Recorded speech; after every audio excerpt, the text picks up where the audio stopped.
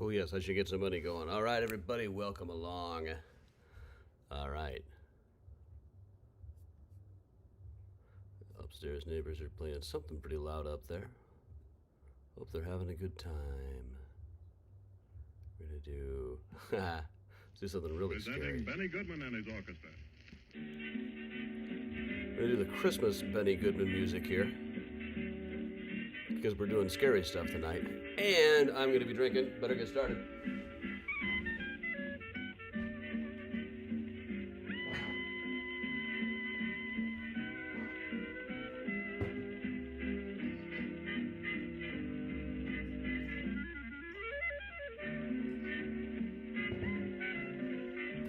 Talking about quantity over quality today. Hey Pat, hey Gladys, hey Marie, hey Sarah.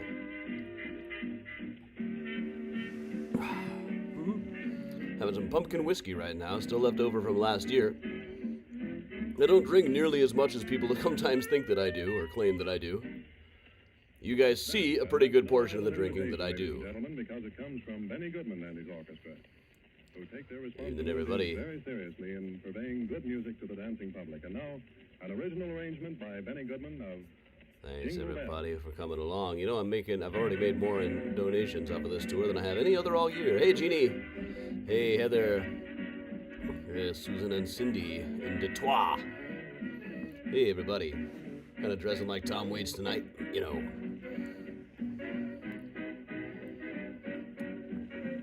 Disaster struck when I was putting this tour together, I gotta tell you. I tried to load the Ghost Tour, and it wasn't loading. I tried and tried and tried. There's something broken in it. I gotta rebuild it. And in this case, I decided I'd just rebuild from scratch.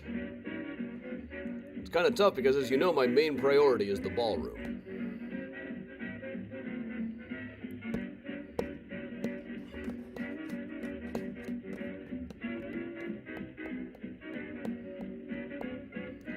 All you drunk Mysterians. You guys don't have to drink. It's all about me drinking tonight. An old picture from the old Ghost Tour bus. Fun times we had in that. Heater, blanket, candles, Dr. Pepper. Drink Dr. Pepper and I'm proud. I'm part of an original crowd.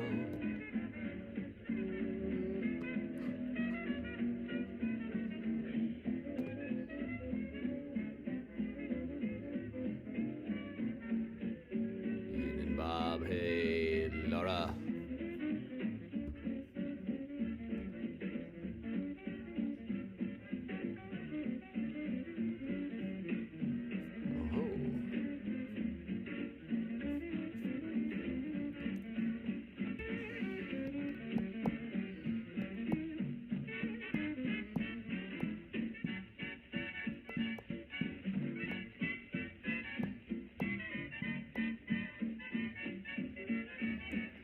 Oh, Laura. Oh, well, yeah.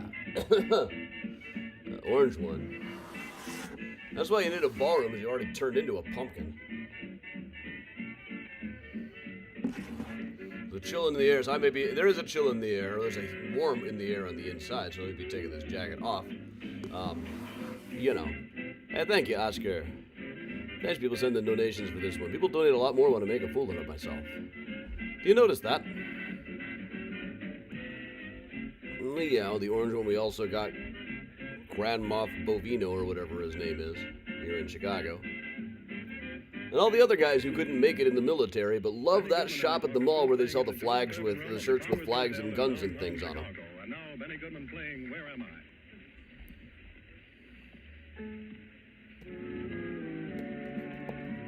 I? I did 2 shifts today on school patrol. I'm ready for a drink.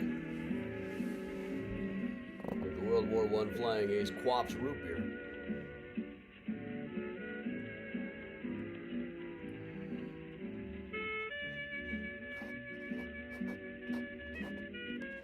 Hey, Michelle. Hey, everybody. I'm meeting some cool neighbors on school patrol, as I know the silver linings is you get your steps in, and you get to meet the neighbors. And also, just having a bunch of people standing around with whistles seems to be a deterrent. These guys know what they're doing is wrong and don't want to be filmed doing it very much. Eventually, I hope every one of them who's touched anybody gets sued back to the Stone Age. I mean, I'm talking, I hope that they end up getting, these teenagers who are getting tackled, I hope they get their house, their car, their family burial plots, everything. Marita, I am drinking some pumpkin whiskey that I've had all year to start. Booze lasts a long time in my house, believe it or not.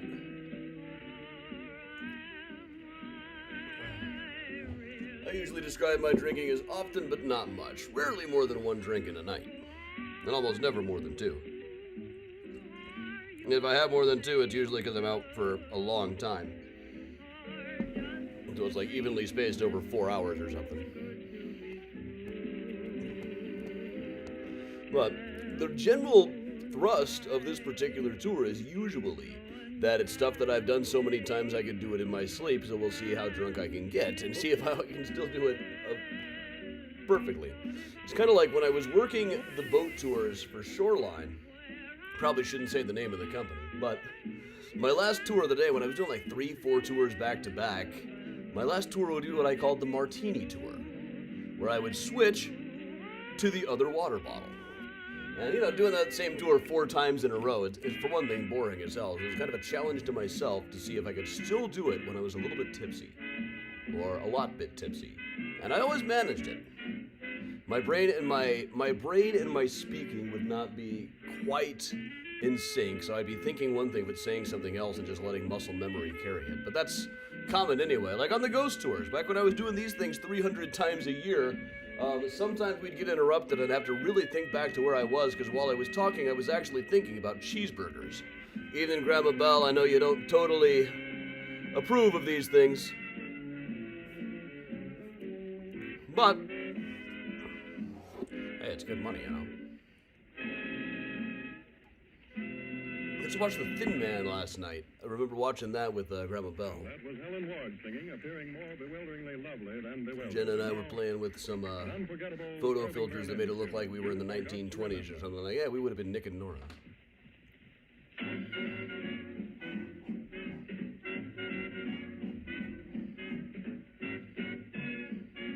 Yeah, it is way too hot to be dressed like this in the house.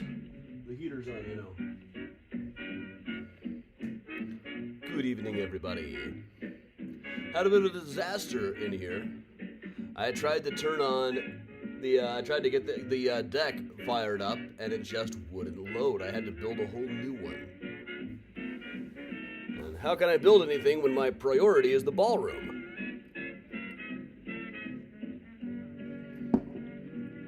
See, he's just like us. Our priority is the ballroom, too. Isn't all of your priority the ballroom?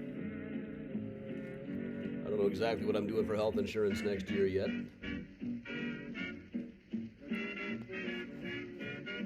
The travel industry's been hit pretty hard. But my main priority, building that ballroom.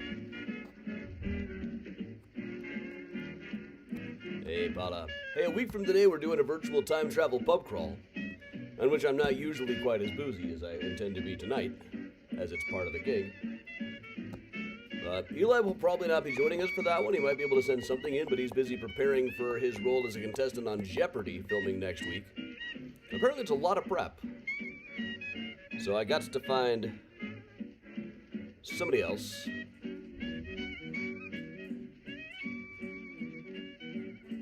Hey, Cindy. Hey, Crit. Hey, Lori. Well, today in Chicago, we got lots of videos of a 17-year-old citizen complying with all orders, and then people tackle him and take him away.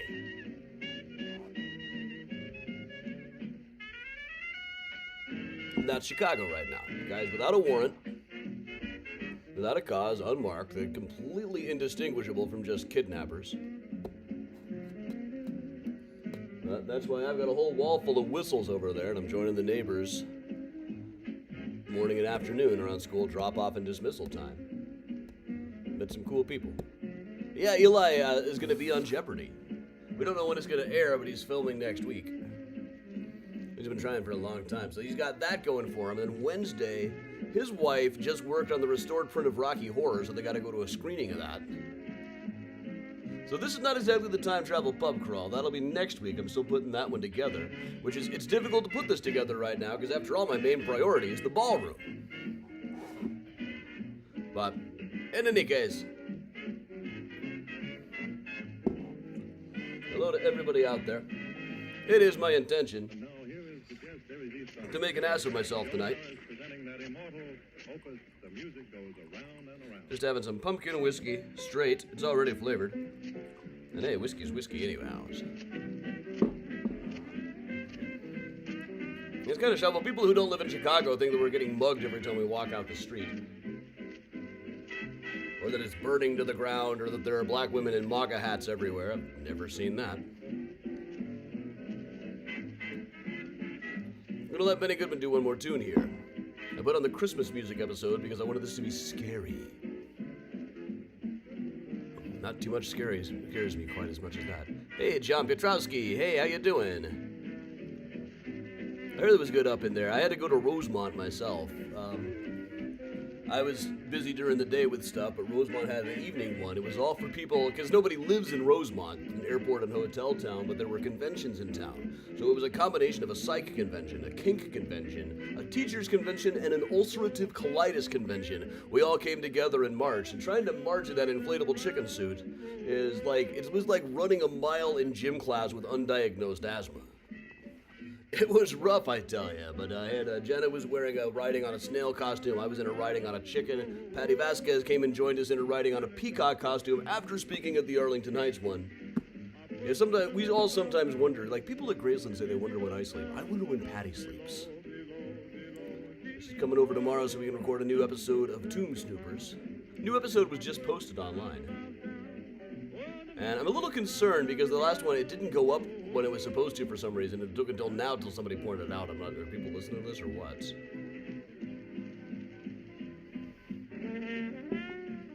Sorry about that, Oscar. It's broadcasting okay. Hope it's going all right for everybody. What convention was I there for? I was there because it was Rosemont and it was a later thing. I was mostly hanging with the teachers. I made a sign that said ADHD students say no kings. We are free to be ADHD.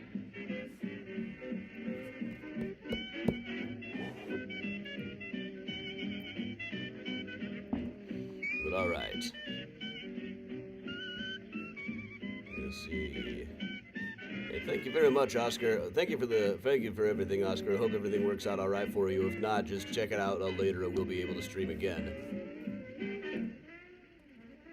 Out in the country, yeah. Well, welcome to Chicago here. We'll welcome you here virtually. But all right, that is Benny wrapping things up, so I think it's time that we get started here properly. I've been delaying things long enough. Welcome along, everybody, and welcome to Mysterious Chicago. This is something I do about once a year, once every 6 months or so, where I take a tour that I've done many, many times and do the drunk history version, where I pour myself as many drinks as I can. And like the Time Travel Pub Crawl says, drink till you're flat on your face. And we see if I can get through this tour without saying anything incriminating. These are usually ones that I can do from pure muscle memory. The Ghost Tour, the H.H. Holmes Tour, the Architectural Boat Tour. There were times when I was working for that boat tour company that I would very deliberately get the second water bottle out for the last tour of the day, really just to try to keep things interesting for myself. So what we'll be doing is I will be imbibing. I've already imbibed in more than I normally do in the course of a week, which honestly, I know there's like post to the contrary, but no, I'm really not that big of a drinker. Already definitely feeling this much of it. So once again, let me just grab some stuff here. I'll need my phone. Oh, a guy with an awful lot of things just reposted. Oh no, never mind. All right, Boozy Tour. All right, welcome along, everybody. Okay, here for the incrimination. Yeah, well, I am not representing any particular organization today. I am not representing my neighborhood patrol. I am not representing effing Chicago. I am representing only Adam Chicago. I am to blame for all of my mistakes. Hopefully I won't get some tattoo that turns out to be something horrifying. And hopefully, if I do, I'll at least handle it better than people in the news do. Not that I have done such a thing as that. All right. So welcome along, everybody. I'm Adam Seltzer from Mysterious Chicago Tours. Been a tour guide and historian here in Chicago for over 20 years now. I've got about a dozen Chicago history books out. Most recently, Johann Hawk, Chicago's Serial Husband, The Marriages and Murders of Johann Hawk.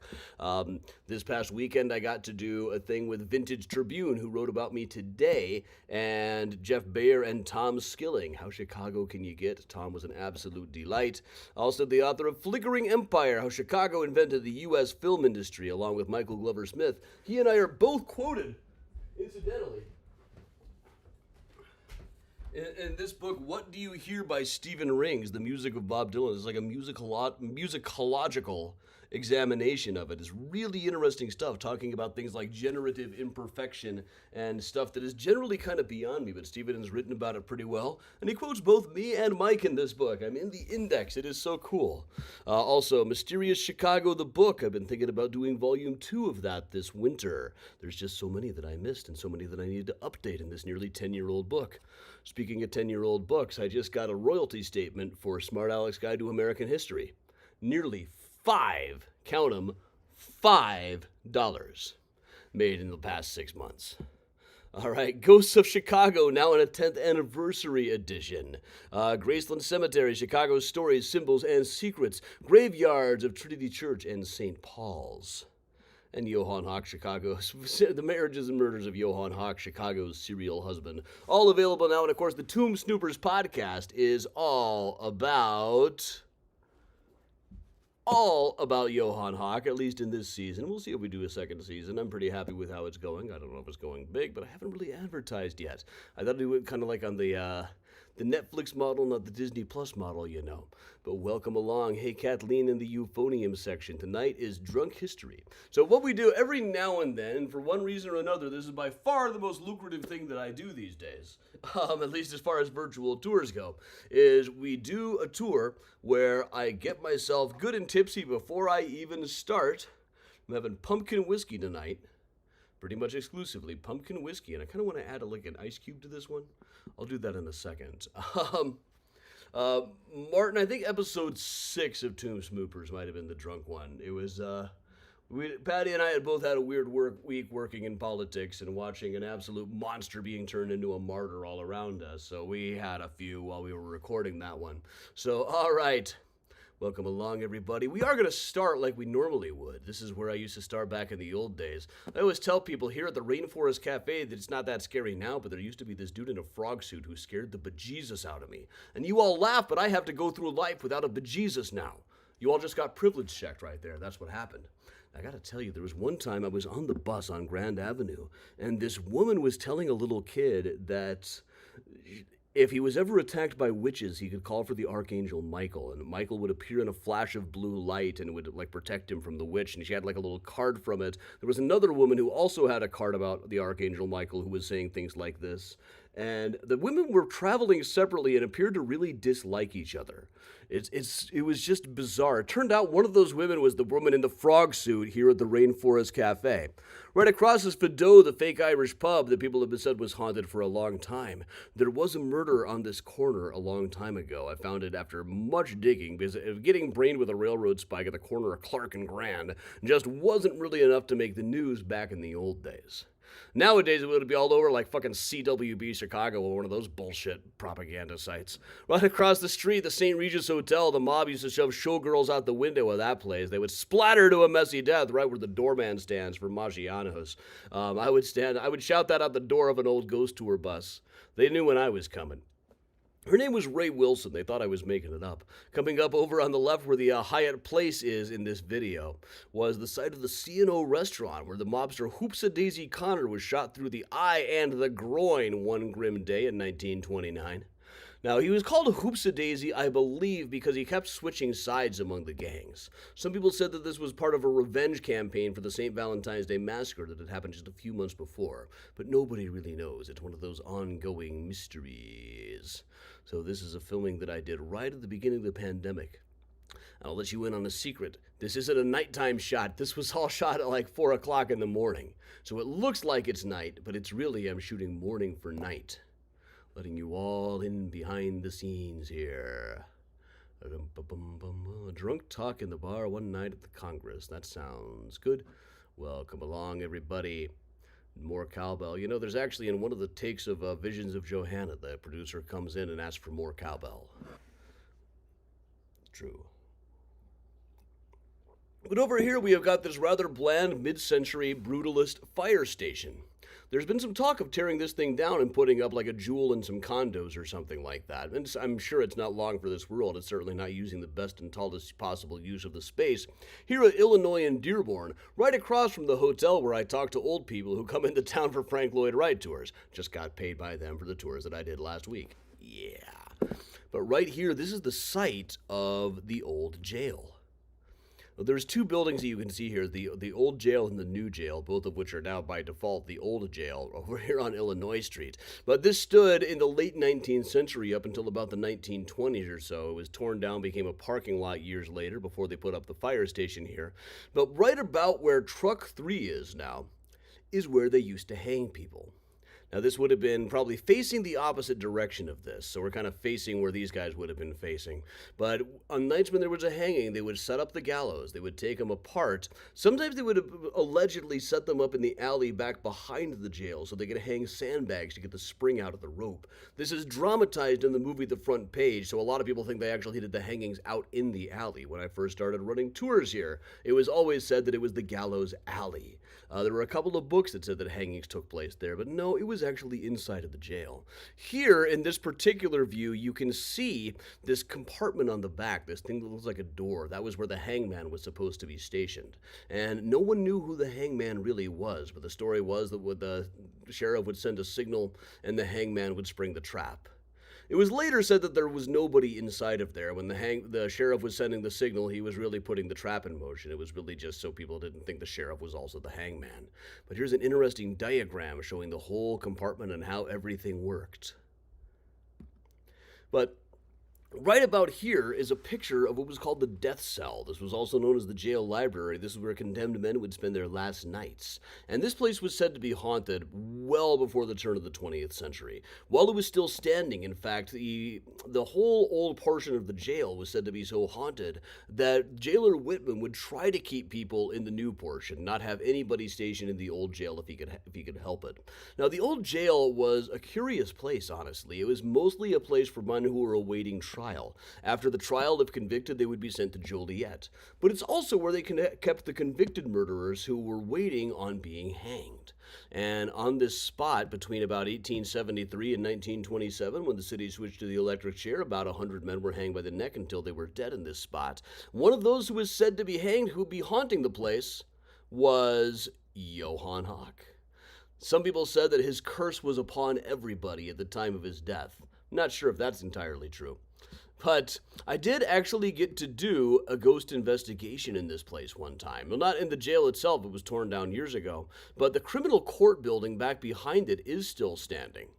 This is the gallery on the second floor. It's mostly offices now, but the old criminal court building, which was attached to the jail, is still standing. I got to do a ghost hunt there. It was a long time ago now. But you know, there's only very vague stories about the place being haunted, to be honest. There's not too much. People say like they hear the sound of typewriters, possibly like the ghost of the crime reporters, or more likely just clicking from the ceiling fans. But some of the old vaults are still there. The old cells, the holding cells, they're still there. You can see these very thick walls. On the other side is just like snack bars and kitchens nowadays. But it was the kind of ghost hunt where you show up and the guy who got you access to the building shows up with a six-pack. And you can't really tell him not to, but really, if everybody's having a sixer, this is hardly going to be a scientific investigation. So really, we just wandered around looking for architectural details more than anything else, which is the kind of thing that we do.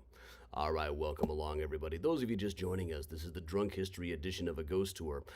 Normally, I would do stories that I've told about 100 times and just try to pull it off on muscle memory, even though I'd had too much to drink, but nothing was working when I loaded it tonight, so I loaded up everything and decided that since I am doing ghost tours next week, I probably shouldn't overlap too much. We're not really going to do the stories that I'm going to cover too much at the time.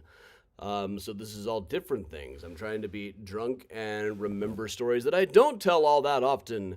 Also, I think I need to adjust the sound here. Let us adjust the audio just a bit. We're going to say 200 here. How about that? That should be a little bit better anyway.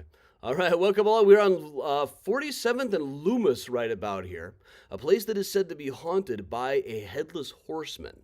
In 1894, this was the site of the Pullman riot. Old man Pullman had cut all his employees' salaries by about a third, but didn't lower the rents on the apartments that he required them to rent from him. So there was a massive strike. There was almost even a general strike of all industrial workers in the country. There was talk of that. Eugene Debs was pushing for that. But as they were blocking the trains and blocking the mail, President Cleveland decided to send in the troops against the wishes of the governor. And it ended badly, as these things tend to. I will just leave that to hang in the air for a second. People ended up getting killed, and the story goes that one cavalryman was decapitated and now rides as a headless horseman along over here. This is one of those ghosts where you never meet anyone who's actually seen it. It's just really kind of how the story of the Pullman riots survived in the neighborhood where it took place. And this is one of the neighborhoods, like if I show pictures of Chicago and say, see, it's not that scary, like, oh yeah, you ever go to Back of the Yards? I'm like, yeah, it looks like this. It's just people living their lives, man. Like, I admit that I don't go to Back of the Yards much, because unless there's something historical, there's nothing really there that I can't get closer to my house. But still, I mean, we're not in a situation now where I go to Austin a lot because it's where all the best jazz clubs are or anything. But if there's something I want to see in one of these neighborhoods, there's no neighborhood that I just won't go to because it's too scary. But let's walk. We could actually hike all the way up here just fine. Back behind these houses, up we can go. Yeah, no troops, no ice in my drink. This city rules, motherfuckers. They're afraid of whistles. They're just, it's like the Chicago sound that they're not ready for. The kids are going to love it. But yeah, these are the old railroad tracks. Clearly not much in use anymore, but these are said to be haunted by the ghost of a headless horseman. And here's how they look at night. Look at this. If I were a headless horseman, this is exactly where I would ride. Now, there was a guy who got decapitated by a munitions explosion accidentally during this affair. I've been unable to find the data on that again. I looked for it lately because there's a lot about the news right now that reminds me of these stories. There's not really any evidence at 47th and Loomis that anyone was decapitated, but being a horseman, he's presumably pretty mobile. There's not evidence of a cavalryman being decapitated. A lot of people were killed because when you send in the troops against the orders of the governor, it tends to go badly. But in any case, this also brings up the issue of the legend that Pullman was buried in this massive stone and steel sarcophagus so that nobody could dig up his body. And honestly, people always say that it's because the employees hated him so much they thought somebody would violate the remains. Really, it was more just that there had been a lot of high-profile body thefts at the time. In the 1870s, there was a high-profile attempt to steal the bones of Abraham Lincoln. Robert Todd Lincoln was the executor of Pullman's estate. So I've always kind of thought that there's no record of this kind of thing in Graceland anyway. So I'll just read a little bit of the Chicago Daily News' particularly fun announcement of this stone sarcophagus. They wrote, "The mourners who attended the funeral Saturday afternoon were hardly out of sight of the grave, and the curious crowd still lingered about when roughly garbed men with grimed faces stepped out from behind the shrubbery to the west of the grave carrying paviours, rammers, shovels, and long iron rails. Others rolled barrels of concrete out into the open, and still others brought water in lime-splashed buckets. Then a little column of smoke began to rise above the tops of the trees, and some of the men removed their coats and descended into the grave. The coffin was resting on a floor of concrete intersected by steel rails laid the day before. The workmen raised it gently and wrapped it round with sheets of tar paper, coating this with asphaltum 1.5 inches thick. Then they filled in the grave with cement to the level of the top of the coffin, the wall thus formed extending 3 feet in thickness at the head, foot, and sides. More steel rails were then laid across the top, 1 inch above the coffin lid, and bolted together with long iron rods, inanimate carbon rods. The spaces at the sides sides being filled in with the rapidly hardening concrete. Cement was then spread out over a layer of tar paper on the rails, and little by little the work went on. Night fell, and gasoline torches were lighted, their flare casting grotesque flickering shadows from tall obelisks and squat family vaults across the gravelled walls. Still the men bent to their novel task, the clink of their hammers against the rivets that bound the rails, echoing back from the tombs around, seemed rather to intensify the silence, for no one spoke, except the foreman gave an occasional order in a low tone, or a man almost in a whisper replied. By 2 o'clock yesterday morning, the work was done. A layer of earth was pressed down upon the adamantine mass in the heart of which, according to human calculation, George M. Pullman will rest until the day of resurrection. The laborers pulled on their coats and slouched off, leaving the watchman alone to pace up and down and crunch the gravel with his boot heel until daybreak. Now, there are no squat family vaults or mausoleum or obelisks nearby this, so I've always kind of assumed that they just kind of told the reporters to go nuts. But welcome along, everybody. If you are just joining us, it is Drunk History. Normally I do this on tours that I know very well. In this case, I had to rebuild the entire tour because of a technical malfunction, even though my priority is presently the ballroom. Let's talk about Adolf Lutgert. Oh, wrong button. Okay, another wrong button. You all know my priority is not on this stuff, it's on the ballroom. But here on Diversey Street is this old building. This is the remains of the Adolf Lutgert Sausage Factory. Now, Adolf Lutgert was the sausage king of Chicago back in the days long before Abe Froman. You could call him at Lakeview 217. It's like, yeah, your mom is so old, her phone number is 12. Now, Adolf Lutgert had reputedly killed another guy by shoving tobacco down his throat because he was mad at him spitting tobacco on his street. Seems like an okay guy to me. But he was married to a woman named Louisa, and one day Louisa disappeared. After a couple of weeks, the neighbors said, "Hey, Adolf, where's Louisa?" And he said, "Oh, Louisa has gone to visit relatives in Kenosha. She'll be back soon." A couple more weeks went by, and people thought, okay, nobody goes to Kenosha for this long. Something must be wrong here. So they called the police, who began to investigate. And at one point during the investigation, Adolf walked into the police station, banged his fist on the desk, and said, "You have hired ghosts." This is actually an impression of the guy who was my plumber the other day. He said, "You have hired ghosts, I know you have." And they said, "What?" And apparently he had been seeing the ghost of Louisa Lutgert walking around the sausage factory and decided that the police must have hired somebody to put on a white sheet and walk around and try to scare him into confessing. Frankly, that is exactly the kind of shit that the Chicago police in 1897 might have pulled. They even had a woman named Agatha Tosh, who lived by the H.H. Holmes body dump site that we'll talk about later, had to come out and say in court that no, she did not in fact put on a white sheet and walk around Adolf Lutgert's place, impersonating the ghost of Louisa. Incidentally, eventually they found some human teeth and some remains in a ring with Louisa's initials in a sausage curing vat, and determined that he had probably killed her and then boiled the body down, trying to eliminate everything. Experts who were brought in to determine that the bone fragments were human bones were kind of a landmark in forensics. But Agatha Tosh did claim that she had not, in fact, dressed up in a white sheet, but the mere fact that they knew who it was suggests to me that the cops might, in fact, have been up to some shit. A lot of people were up to some shit in this case, as a matter of fact. Like, this is the Chicago Journal. The Chicago Journal existed before William Randolph Hearst opened a paper in Chicago, but was already doing all of these yellow journalism-style tricks. During the trial, they were able to publish details of the jury deliberations, who was saying what and everything. The way they were able to publish this stuff was that they lowered a guy down the air shaft and had him listen in on the jury room. And about a week later, they bragged about this, even showed a diagram of how they were doing it. It's really quite amazing. But, the thing is, it lacks ethics, but it wasn't inaccurate.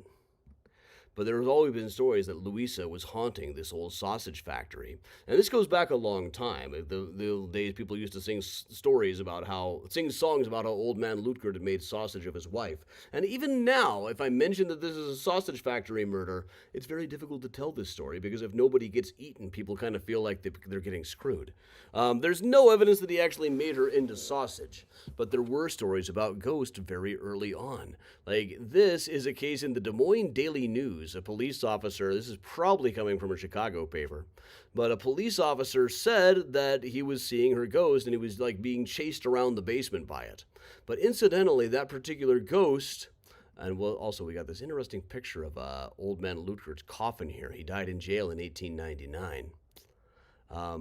He is buried over at Forest Home Cemetery. We found that a while ago.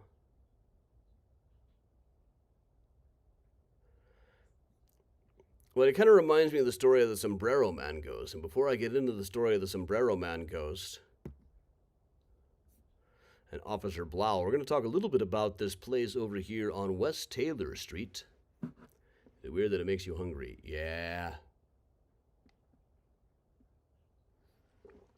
This is West Taylor Street, about 1220, thereabouts. This is the approximate site of the old Sacred Heart Convent, one of the last convents in Chicago, one of the last places that had a private burying ground.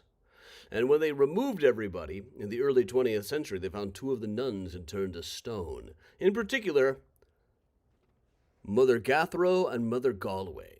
This is Margaret J. Galway, who was Mother Superior in the 1870s up until her death in 1873. Now, a couple of years after the bodies were all moved, this was the place that was being built on the site. It became a Jewish orphanage at the time.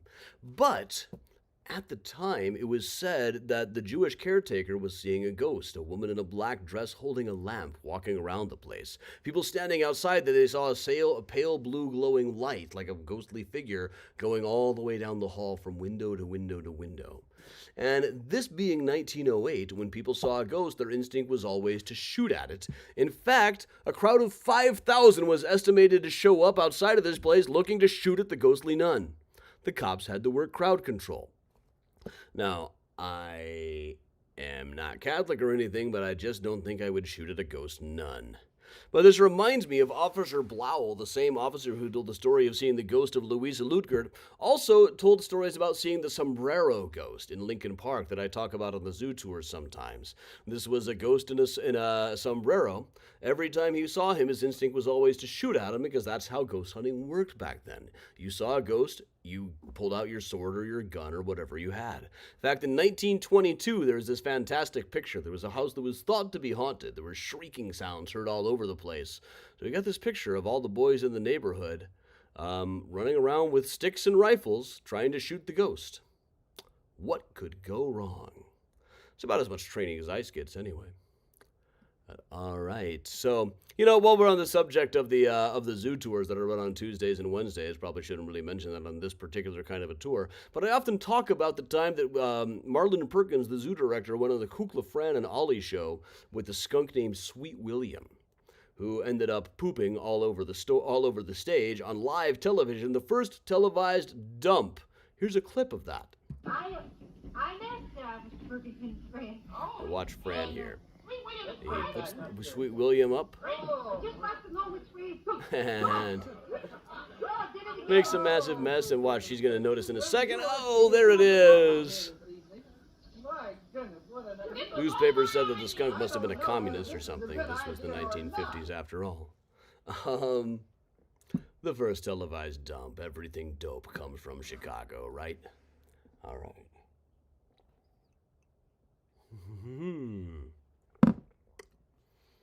Just got a message. David Ball of Soft Cell has died at 66.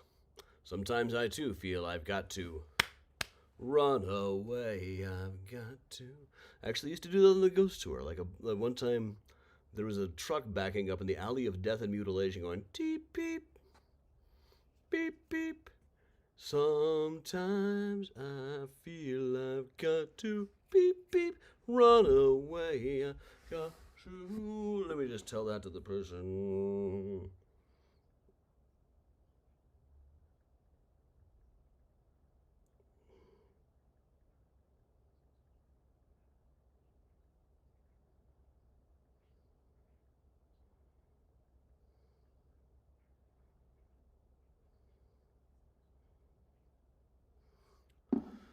Get away. Now the Sweet William had it on an operation. He had an operation. He couldn't spray anymore. He was named Sweet William after the old folk ballad Barbara Allen in Scarlet Town, where I was bred and born, and the green leaves were a fallen. Sweet William on his deathbed lay for love of Barbara Allen. Well, speaking of the zoo tours, I talk a bit. We used to actually take people down. Let's back up. We actually used to, restart the video. We used to take people down the stairs and into the women's bathroom at the Lion House at the zoo, which by reputation to the staff is the most haunted spot in the entire zoo. But too many people, I'd stand right there to start telling the story and people would dart back and, I'm using the bathroom. Deeply awkward when people did that. And also we could never be sure that people weren't just staying down there. This was, one of my old bosses had previously had this job. The kind of crowd that she attracted, that's just the kind of thing that they would do, and they were still showing up on mine in those times. But all right, so this is the women's bathroom at the Lion House at the Lincoln Park Zoo. Exactly who might be haunting this, we don't really know. But when they first had a bathroom in the park, the woman who ran the women's room was getting paid less than the guy who ran the men's room. I'd probably haunt the bathrooms if I were her. There's also, we're not too far away from the old Suicide Bridge, and a little further north than we'd expect to find bodies from the old city cemetery, but not so far north that it would really be a shock. So this is the bathroom. I had a woman who worked there just write to me a while ago and say one night she was the last one in the place, was using one of the stalls, and heard the sound of one of the other stalls opening, slamming shut, and then locking. She hadn't seen anybody walking past. And when she got out and checked, all of the doors were still wide open. Stories like this abound. There was a police officer who was there as additional security, thought he would make use of the facilities while he was checking the place out. While he was so engaged, he heard a woman behind him saying, "You can't be here." Finished what he was doing, turned around and found nobody there. Was immediately getting on the radio like, "I need you in the women's room right now," to the other security people. Now, I understand the security staff will only go into this place after dark. So, people ask me a lot about whether there are ghosts of the animals. Like we were walking around the other night and heard the wolves howling. And people said, "Are those ghosts?" Just the wolves. People have written to me and said, "I swear that place is haunted. I'll walk by at night and I'll hear animals." I'm like, you're probably just hearing the animals. Similar situation in Showman's Rest. We can credit Richard Crowe with this one, really. Showman's Rest, they said that you could hear the sound of elephants inside of this place, but Crowe pointed out that it was downwind of the Brookfield Zoo. Let's cover briefly. I was supposed to be doing stuff about where I've done it a million, billion, jillion times. This is the site of the St. Valentine's Day Massacre in 4-part harmony and full orchestration. Former site of the SMC Cartage Company, where 7 members of the Bugs Moran gang were lined up against the wall and shot. "One volley kills all," said the Chicago Daily News. Massacre 7 of the Moran gang. If you want to really get technical, it was 5 of the Moran gang, plus a guy who was a former gangster and just worked on the automobiles, and a guy who was really just an optometrist who liked to hang out with gangsters. But that's according to his mother. So it was all right about here that 7 guys were lined up like this. And cool thing is you look at the pictures of the SMC Cartage Company, the garage where it all went down, you can see the pillars of the house next door at the time, the 2100 block on North Clark Street. Now the bodies were all lined up. Here's another shot. You can see those pillars even better, the columns.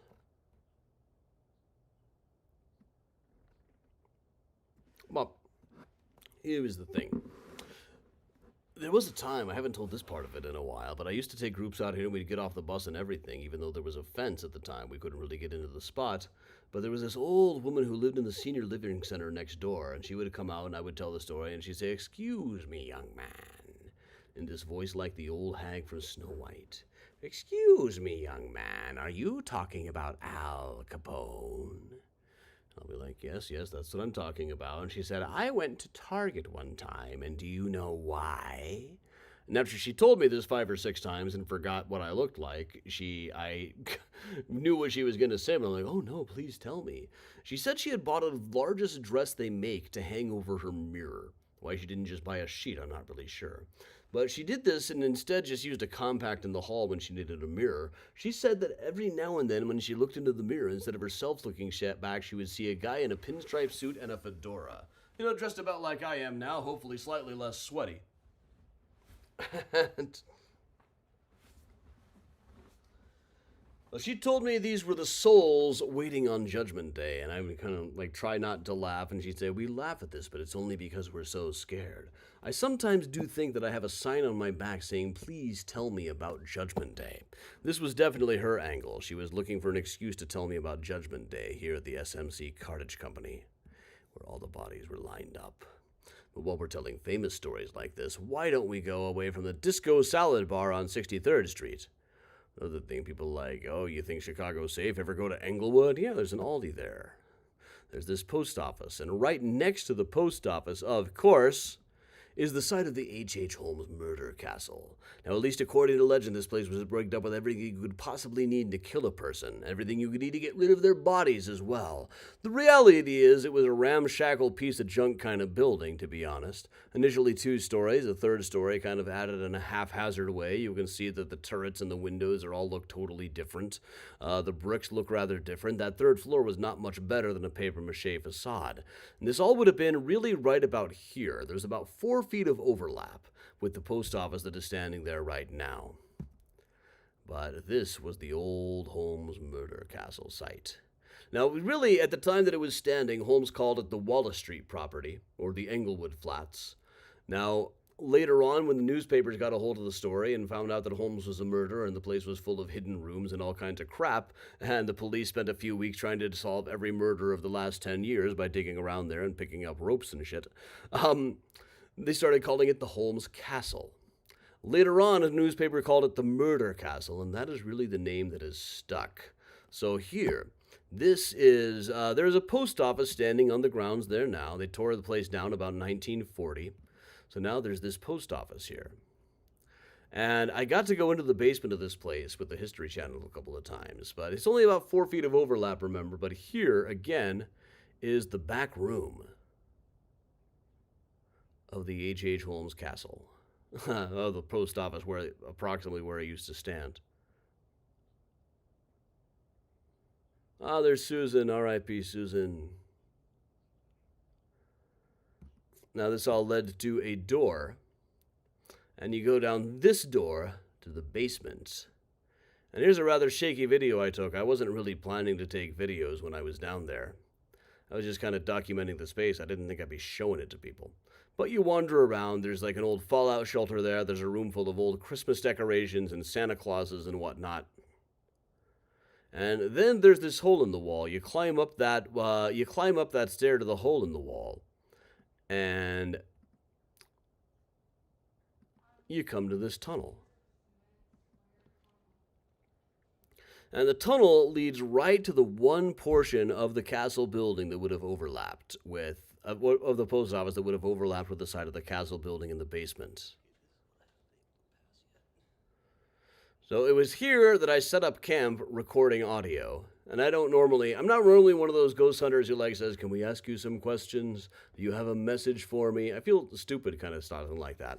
But it's also easier to just listen to the audio after you say something than listening to the entire thing. And this one I noticed right when I got out into the car. I played the thing back just on the drive home later on. Now, while I was down there, I started whispering the names of the people I think were most likely to have been killed in this building. There's really only about 3. There is Julia and Pearl Connor, a mother and daughter who disappeared in 1891. And later on, when Bones found it appeared to be a woman and a young girl, Holmes had this whole story ready to go, but it's filtered through the lens of his lawyer, William Shoemaker, which makes the whole thing suspect. But he had this whole story about how he had bought some dead bodies in Chicago that he planned to use for some kind of insurance scam.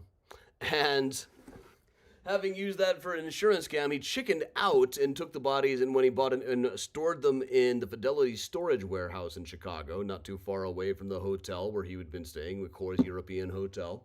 And then when he bought his own building, buried them down in the basement.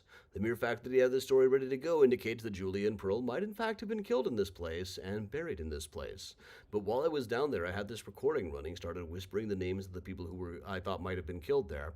I'll play it once again. I'm sure you've all heard it by now, but if I know that if I rigged this picture, you wouldn't let me not play it. One person described it as the best EVP she has ever heard. Some people have called it the best ghost evidence ever recorded. I don't make any claims of that sort, but I'll go ahead and repeat theirs because I've had a few. Just got a message saying that even at 1 inch, you can tell that I'm drunk. So here it is. Me whispering, then a little girl singing out the strange word, "Sorry, Beefalo."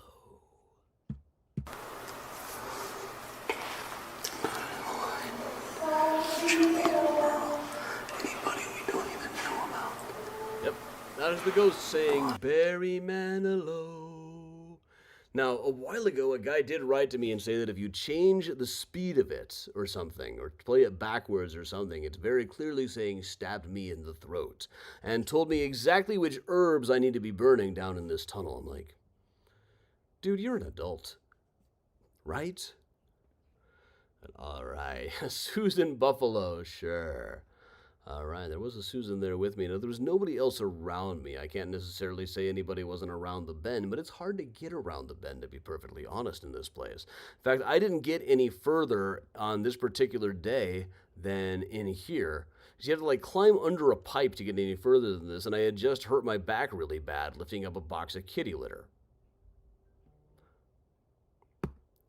But down at the other end of it is the basement space, which looks about like the castle basement did, really just an unfinished basement. And walking around it, you really do get a sense of how the cops in 1895 were walking in the basement of this place thinking, could this have been a murder weapon? Is this a dead body? Have we found something here? You find this old rusted mop wringer. It's is this the murder mop wringer? While we're talking H.H. Holmes, one thing I'd like to do on ghost tours, but there's not too much to see there anymore now that they've built over the site, is a place we called the Body Dump.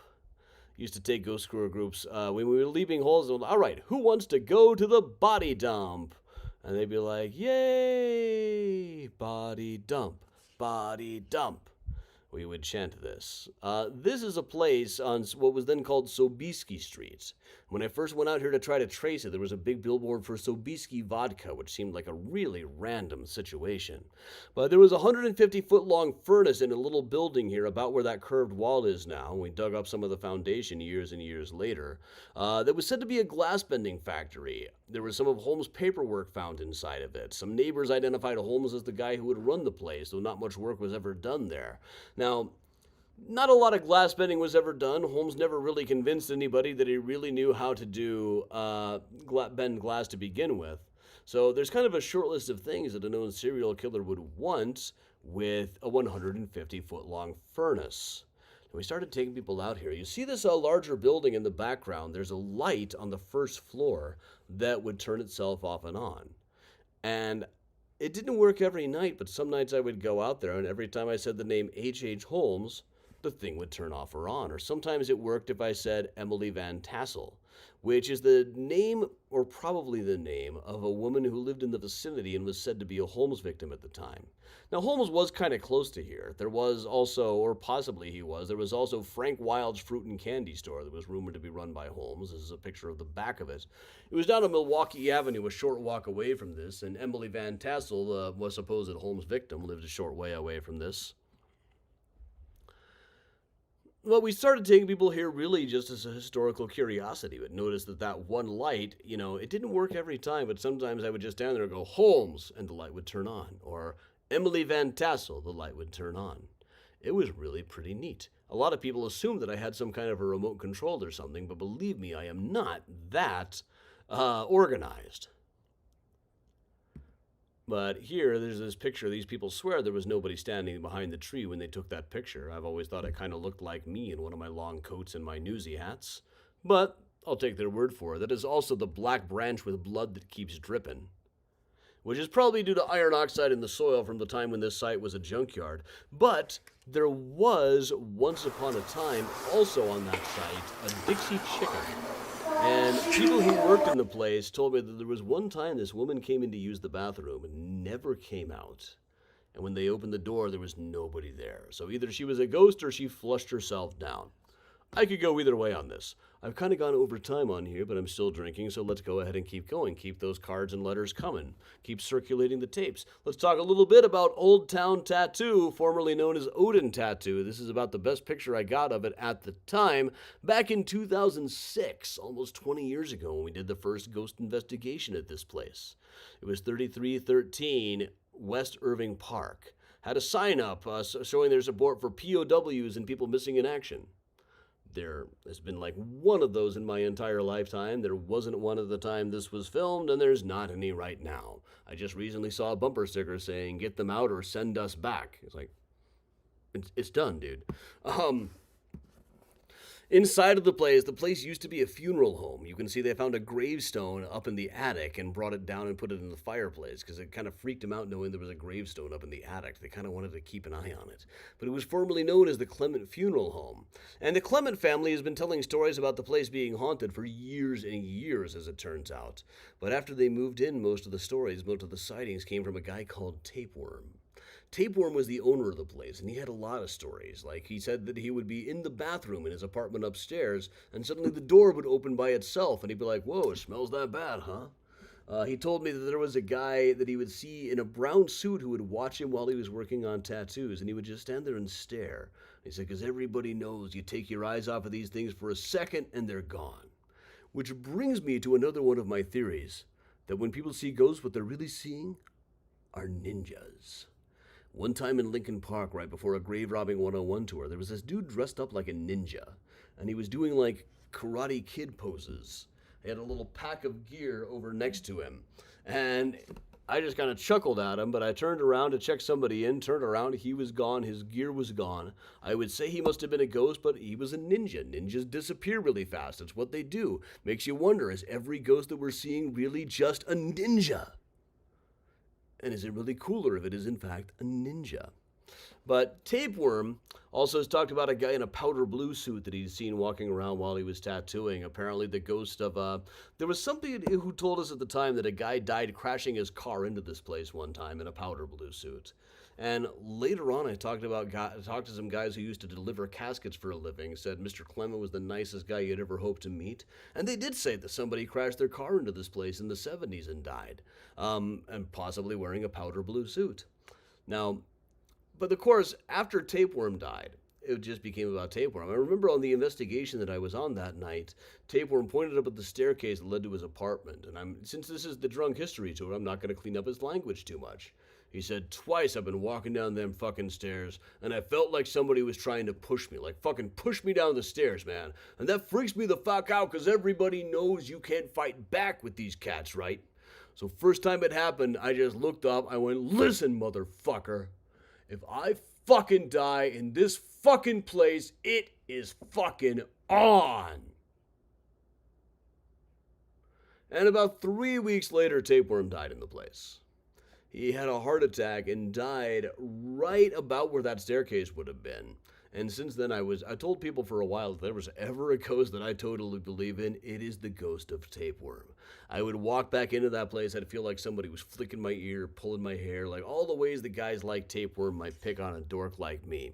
And incidentally, this is Tapeworm's motorcycle right here on the left. They brought in a psychic, and they asked the psychic, "What does Tapeworm think about so-and-so driving his bike now?" And the psychic said, "Oh, as long as you love it." And I was like, no, there's no way Tapeworm would be okay with this. Now, also, the first on the investigation, we were with my partner at the time, a guy named Ken, who was a psychic detective, or claimed to be anyway. He had brought around a couple of young women that he was training to be psychics, natural gifts or something. They were clairsentient. They knew when things were going on. There's one point when they said, "What's your name?" And there's a sound like a voice saying, "Walter." This one is edited, but I've never played this on one of these tours before. This is brand new.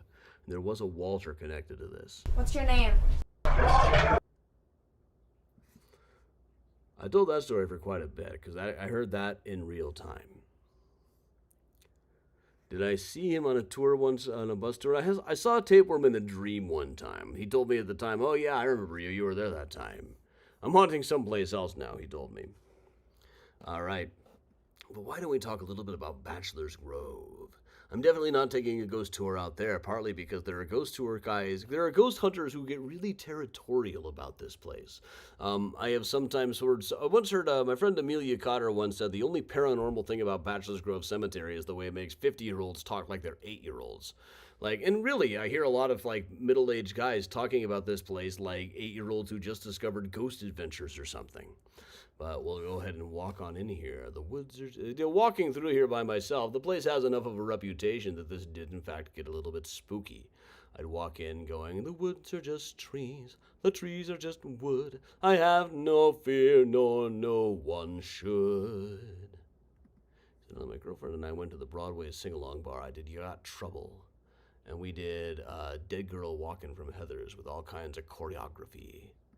Well, we're going to speed this up a little bit, so I'm already over time. You walk all the way into the woods to get to this. We'd call it an abandoned cemetery, but it's, in terms of visitors per corpse, it's probably the most visited cemetery in the city. But you can find articles way back in the 1950s about teenagers getting wasted in this place. And when teenagers are getting wasted in an abandoned cemetery, it would be deeply disappointing if no ghost stories emerged.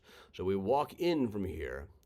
And just a short walk on the inside, you come up to one of the more famous graves in ghost lore. The shot where Judy Huff Felds took a picture of a ghost sitting on a grave. It's this little one. You can see this picture taken about 1991 with an infrared camera she had never used before and never used again, and swearing that there's nobody there. Now, infrared cameras are an interesting thing. It can be a heat signature left behind from somebody who was there recently. That looks a little too detailed for something like that, but without experimenting with the camera, how would we really know? It is sometimes said to be the ghost of Luella Rogers, who's over on the right there. She was killed in a car wreck in Tinley Park. I don't know how. There's still not that much traffic in Tinley Park, is there? But, of course, there's a picture of me sitting on it. It's pretty much every ghost hunter in town has to take a picture like this eventually. There's one of them also where you can see my butt crack. I'm not showing you guys that one. But here is Ken again. Ken, professional psychic, the guy who I first worked with, officiated my wedding. So, you know, some psychic. This is Ken Berg, the psychic detective. And he was taking us all on a tour here. This is the infant daughter grave, which is also said to be rather haunted. Now, one of the scarier things about the place, is not the cemetery itself. There's stories of a mysterious house. I just got an email from somebody who had seen the house, in fact. They say that as you walk into the cemetery, some people see a house, either 1 or 2 stories, an old white farmhouse, that gets further and further away as you go there. And for a long time, people said there was never any such house there. But there was. Somebody finally found a picture of the Smith farmhouse. I think Pink Crappia found this one. Did he pass away? Oh. But you can kind of see looking at this one how some people might say it was a 1-story house and some people might say it was 2. The person who emailed me claiming to have seen it back in the 70s described this almost exactly. No way of knowing whether she's seen this picture by now, though. But while walking, I always find that the cemetery itself, I'm fine. I never get spooked there at all. But walking around in the woods, I get a little bit more spooked. I always get turned around in there. And here we are on a ghost tour in 2006 or so, doing what you never want to do on a ghost tour. Crossing the stream. Dun, dun, dun. And out in the woods, there is the remains of an old well out in there. Usually it's filled with evidence of people taking drugs. But all right, everybody, I have run a little bit over time, and I am still sorry about that, Oscar, about all of the buffering. But glad you made it back anyway. Yes, we have traffic there now. I don't know if they have any back in the 1940s or so.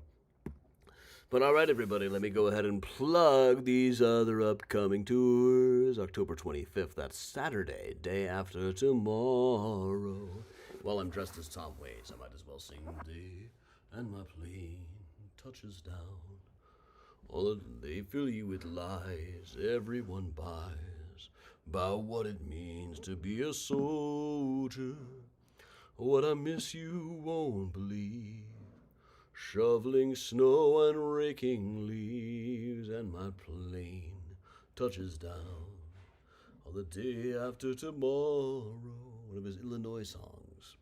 But anyway, October 25th, the day after tomorrow, Graceland Cemetery, just a few tours remaining. The 11 a.m. tour at Rose Hill on Sunday is sold out, so I added a 1 p.m., and that one is about half sold out right now, but still available. Halloween night, I will be stone cold sober. Halloween, I've got media things all day. I'm going to be on NPR at 10 o'clock. I'm going to be doing something earlier than that, like 7 o'clock or 5 o'clock. Somewhere in there, I'm going to have to take a nap or something, because at 6 o'clock p.m., I will be running a ghost tour, and then 9 o'clock, another ghost tour aboard a bus. I've just about broken even on those. Plenty of tickets left to sell, but I am quite confident that they will, because it's that time of the season for haunting.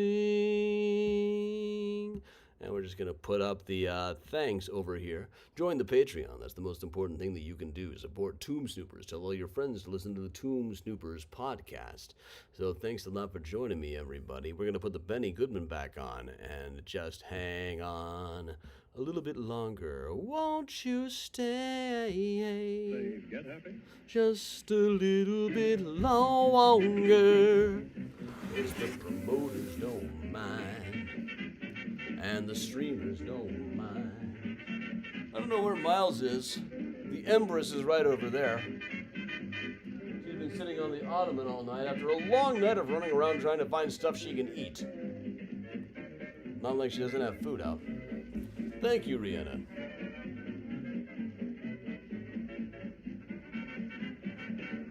I do enjoy singing. Songing. Where you been?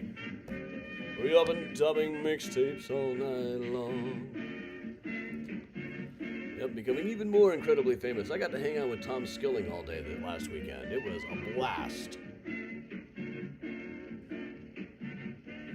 I remember my brother seeing him on TV when he first came to visit me after I moved here. He was like, who let this guy be on TV? I'm like, the same city that put Siskel and Ebert on television.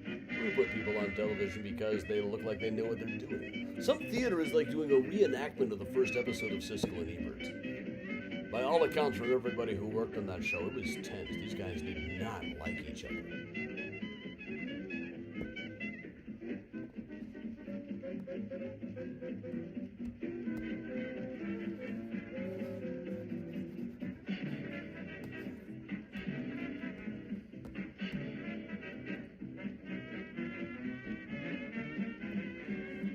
Can't even remember what song I just sang.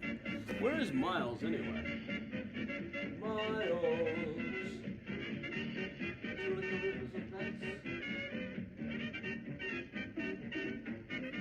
I don't know where the Miles monster is. He'll turn up.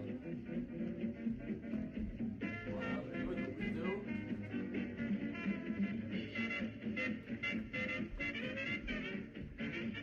I like my new place. There's literally an ugly naked guy across the street. Not right now, but sometimes.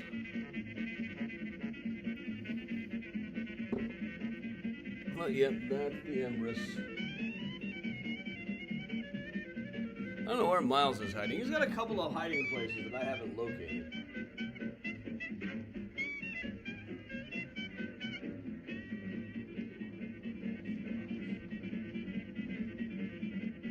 Miles is presently hiding in the linen closet. I'm not going to pull him out. We're just going to say that Ember has fulfilled his obligation today.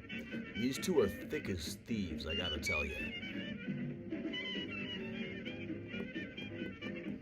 Great to have you, Timothy Gress. Thanks, everybody. Don't forget to hit that donate button. Just like the pre-donations are more than I normally get on a virtual tour these days, you know. Yeah, Miles is presently hiding in the dresser in the linen closet.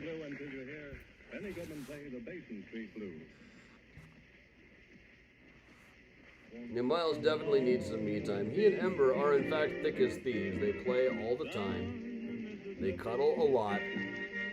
They team up against me regularly. But also, she's a lot. Is that right, Ember? Are you a lot? I see you. You and gonna come up and say hi? Yeah. Here's the Empress. Look how big she's getting. Baby hole?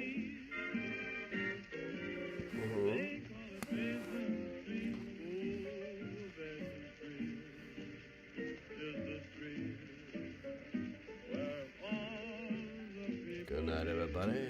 Oh yeah, they get along so well. Miles really needed a buddy here. Remember, you want to try TikTok, kitty? TikTok, TikTok, TikTok, TikTok. Nah, not your thing, huh?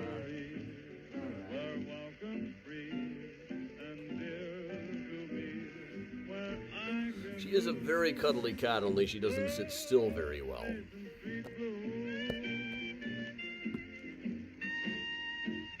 When I get into bed, she just wants to like walk across me, then walk across the other way. Eventually she'll curl up, but it takes a while. She is in fact very extra. And she has climbed these brick walls up to the ceiling multiple times. You see that on-air sign back there? She's gotten on there. I got a number of places here that are just like, let me show you guys. I'll take you on a little tour. Take a Speaks tour, Euchariah. Over here are these shelves that are specifically built as places for cats to sit. And they get there. They both get up on the high shelves and everything, but Ember also is known to get on the shelves back here. She knocked down Hipster Bert a while ago and like looked down like, I have slain the giant. And she's gotten onto the on-air sign a couple of times. And these are not real bricks, they're foam replica bricks that kittens can in fact climb, it turns out. But now and then I'll see her scampering her way to the ceiling or using my wall as a scratching post. But yeah, she'll calm down, she's a kitten. Nighty-night, David.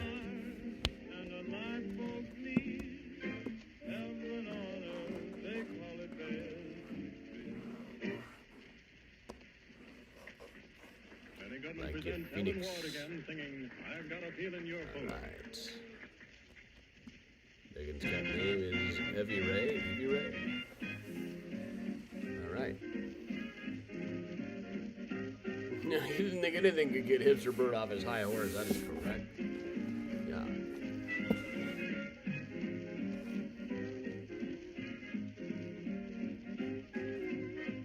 I'm going to see a high school musical tomorrow. I'm going to see a junior version of Hadestown. Luca was just in Hadestown. I've seen it on Broadway a couple of times. A great show. And boy, do Aeneas Mitchell songs stand out in a crowd. Great show. I'm interested to see how the high school version goes.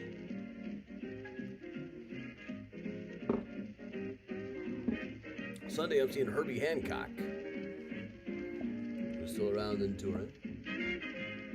And then next week, I'm seeing David Byrne of Talking Heads. One time, Eli was working at the High Museum of Art in Atlanta, and David Byrne was going to be giving a lecture there. And he was just working at the box office, but the night of the lecture, David Byrne just walks up to his window and says, "Hello, I'm David Byrne. Can you tell me where I'm supposed to go? I'm giving a lecture here tonight." And he was like, "Yes, your face has been all over the signs here. I do, in fact, recognize you." Excited to see that. His set list looked great. Great mixture of his solo stuff and Talking Heads classics. I think the way it ought to be. I'd rather see someone do at least some of their more recent stuff. Unless their more recent stuff really, really sucks. But we're going to take these people seriously as artists. Don't just expect them to do all the greatest hits and none of their recent material.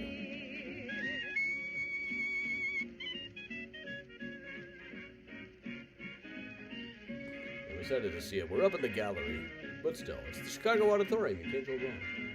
In just about 3 weeks, I leave for the UK. Well, I'll be seeing Dylan in Wales, England, and Scotland. A couple of friends I got to go into the Dublin show later on, but I don't want to stick around that long. I mean, I kind of do, but I also got to go back.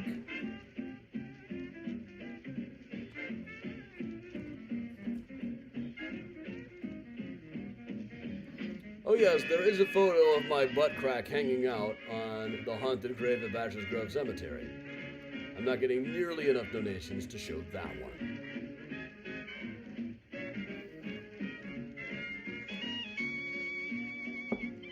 It's like the song, 18 inches of butt crack, baby butt crack.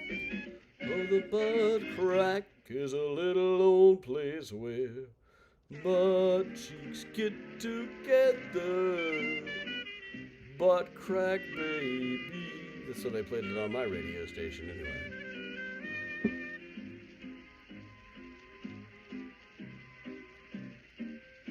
Same station that played such classics as Pop Goes to Work. Pop is a jerk. Pop goes to work. And Joanne, every man has his price.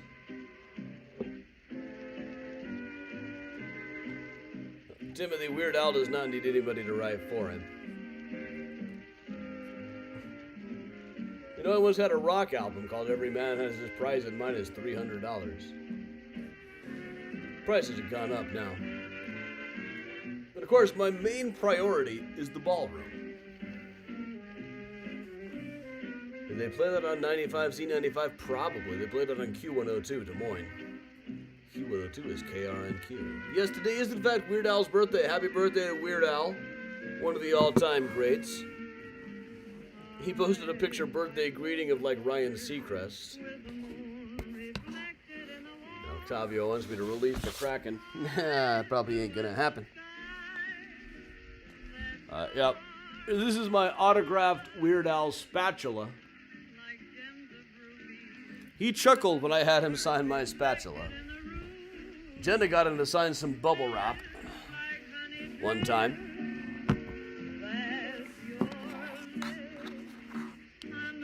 We tried to see Weird Al this summer, but man, it was so rainy. We did see him, he started out in the crowd, so we saw him walking up, but it was raining so hard at Ravinia. And this Ravinia, you can't really see anything anyway.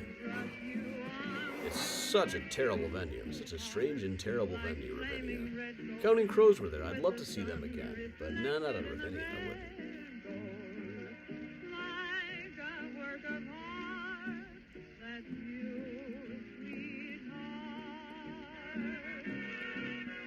Yeah, Weird Al was a guest at a children's book thing. He had a book out called When I Grow Up, so he was the guest of honor at the Anderson's children's literature breakfast that I attended many years in a row. The last time, I was just really high. I took an edible before going in. I was like, there's no way I'm getting through a Kidlit event sober anymore. I never do anymore. And I think some high-level sources were also not sober, but I spent the time out in the hall on my edible and chatting with Louis Sacker, who wrote the Wayside Savool books and Holes about Bob Dylan. Really, it was his book, Dogs Don't Tell Jokes, where a character wears a leopard skin pillbox hat at a talent show and talks about how great Bob Dylan is. Dude also wrote a book called Johnny's in the Basement. That made me think, hey, I should check this guy out. And now here we are, 35 years later. I am quoted in this book about the musicology of Bob Dylan, talking about generative imperfection. Some really interesting stuff. Some of it's over my head, but he does a pretty good job explaining it. Had coffee with Steven yesterday here in Andersonville. Neat guy, that guy.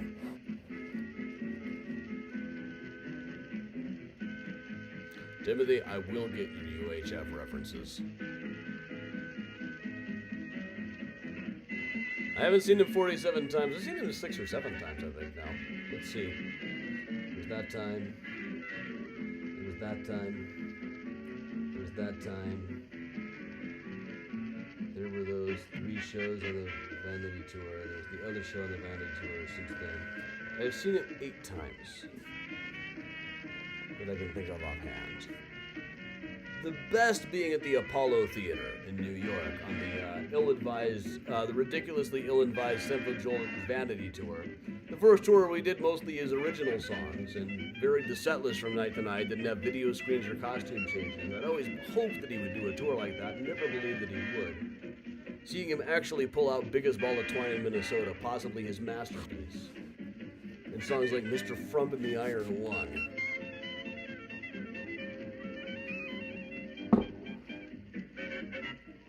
That was the thing, yeah.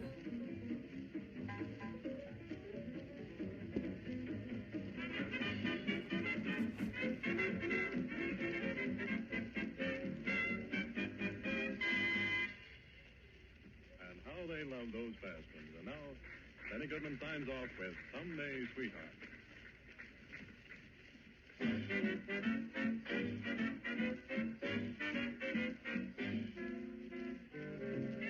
Okay, I'm arranging for alternates for the Time Travel Pub Crawl. Next week, of course, is the virtual Time Travel Pub Crawl Halloween special, brand new edition, but Eli will be unable to attend or unable to be the ship's mechanic because he is busy preparing to film an episode of Jeopardy next week.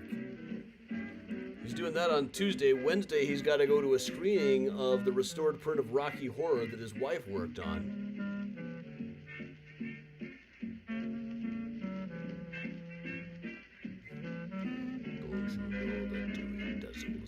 Coleman the librarian. Which reminds me a lot of You Can't Do That on Television had a joke about reading Rambo. Like, reading Rambo will not be seen this week because Rambo can't read. Sounds right.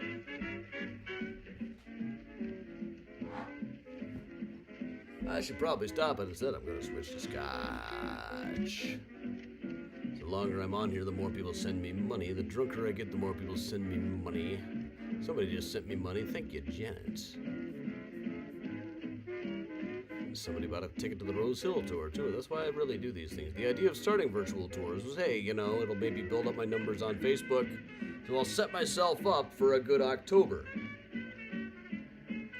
Surely by October of 2020, it'll be safe to do tours again. Well, yeah, the guy in charge whose main priority is the ballroom. Sending a bunch of dudes who couldn't make it in the military to Chicago. They couldn't make it in the military, but they do love that store at the mall that sells flags and shirts with like flags and bullets and shit on them. Oh, bunch of fucking dorks. I haven't had to blow my whistle once yet, so that's good. School patrol is generally rather boring, which is also what my grandfather said about World War II. And man, you don't want to read the comments about like whistle patrols outside of school. There's all these, you're all aiding and abetting. It's like, yeah, well, so was my advice, you know. Not that what I'm doing is anything like that, but it does seem that the people who think they should take AR-15s to their kids' school play are big mad about people carrying whistles in public. Not that I would ever suggest that they're only thought the laws applied to them.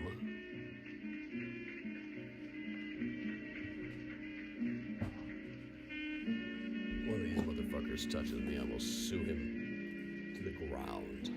By the time I'm done, I will not just have his burial places in his car and his house and his savings. I will have his family not love him anymore. I will have your spirit if you touch me. This is the National Broadcasting Company. But we really think that just having enough people with whistles on the corner is enough of a deterrent that they're not going to bother. It does seem like Sullivan High is an easy target. I shouldn't have said that. But all right, Benny just wrapped up. Let's restart the Benny. I feel like sticking around today. We'll do a whole different one. Dodging a divorcee. Benny Goodman and his orchestra. Well, I'll just hang out. There's 60 of you still out there that I can see. I don't know if Jen is up there. I hope she is, but I hope she's driving carefully.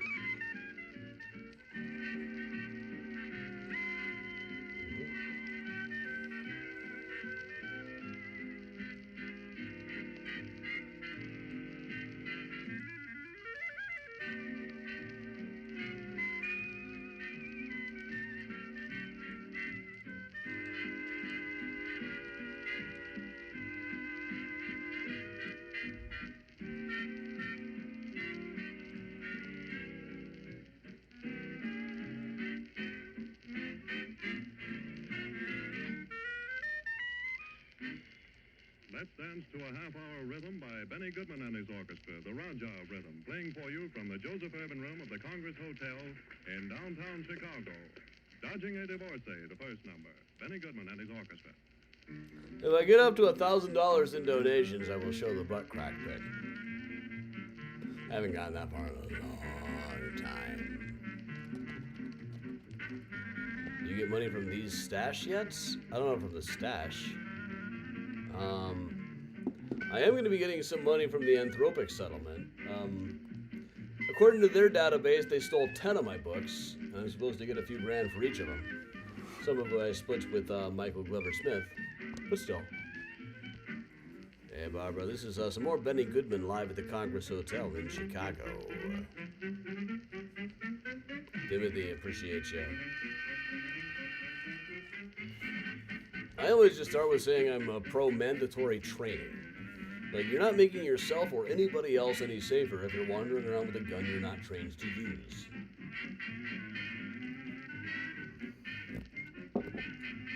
Nor does it seem as though any of the stormtroopers here in Chicago are trained in the equipment they're using.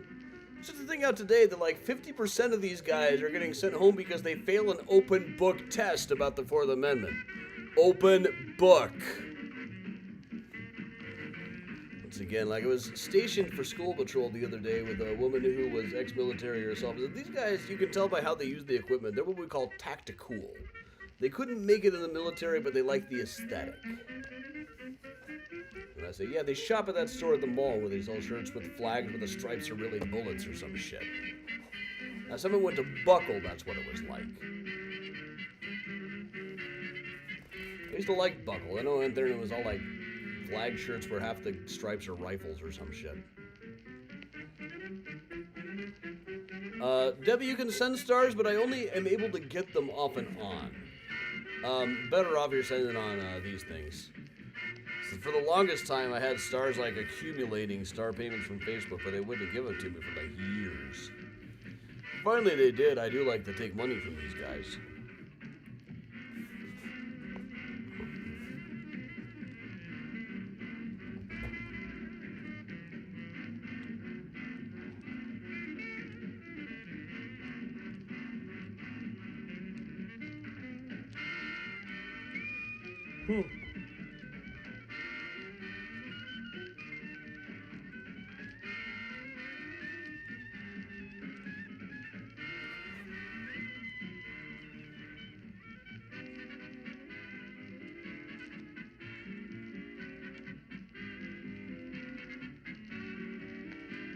Thanks for the donation, Megan. We're not up to enough yet. I'm not probably showing the butt crack pic, or if I do, it'll be just in person someplace. Probably. And we might say rhythmically alluded. Benny Goodman presents Helen Ward. I hear there are some stormtroopers in Westtown. I hear they were out in a little village today tackling a 17-year-old citizen who was complying with all orders.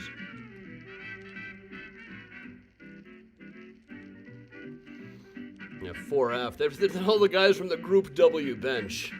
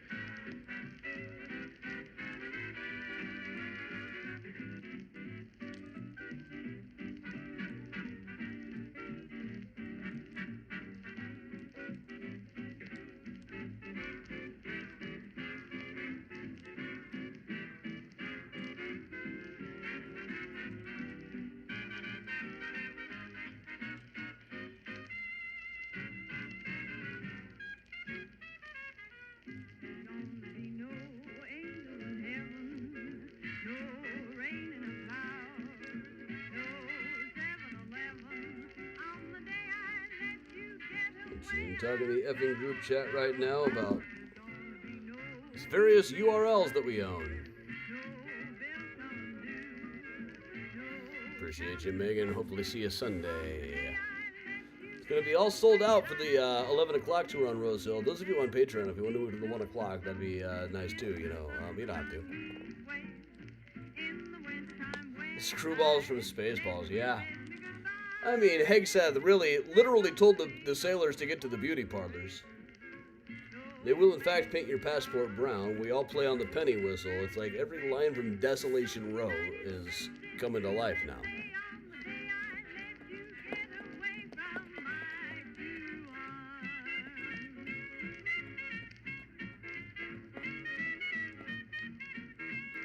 I wouldn't say they're overrun. I haven't even seen them yet.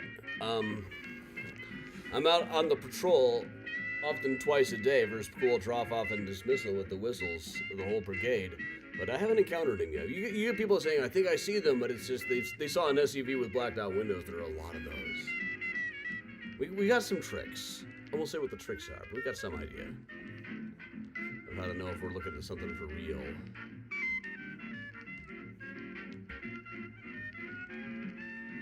Are we at 1,000 stars yet? I don't know. Stars are, it's very sporadic whether I can actually get paid for any of the stars.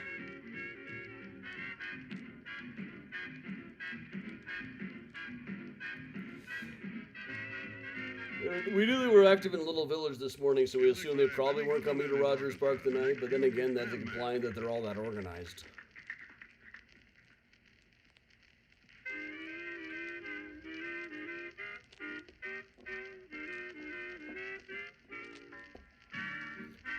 Tricks are for kids. Child's introduction to bigotry. There was some whole joke about how silly rabbi grids are for kicks. I don't remember. I could put it all together if I tried to, but nah. What am I drinking again? Yeah, scotch. I've had the equivalent of like 3 drinks. This is how drunk I get, you know. I'm really not that big of a drinker, despite some rumors on social media. Hey to the 43 if you're still hanging around this town on the corner. I've been hanging around this town so long. Let's try that at karaoke, that song. I've never done karaoke counting crows, but I did see a guy do Round Here one time.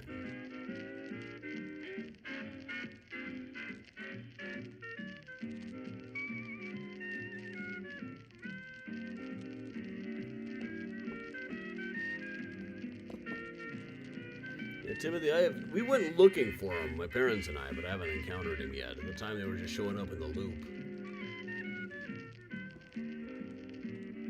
I have insults ready to go. All we can really do is film them and ridicule them. But we'll do that. The rule is be loud, draw a crowd, and try to warn people when they're around.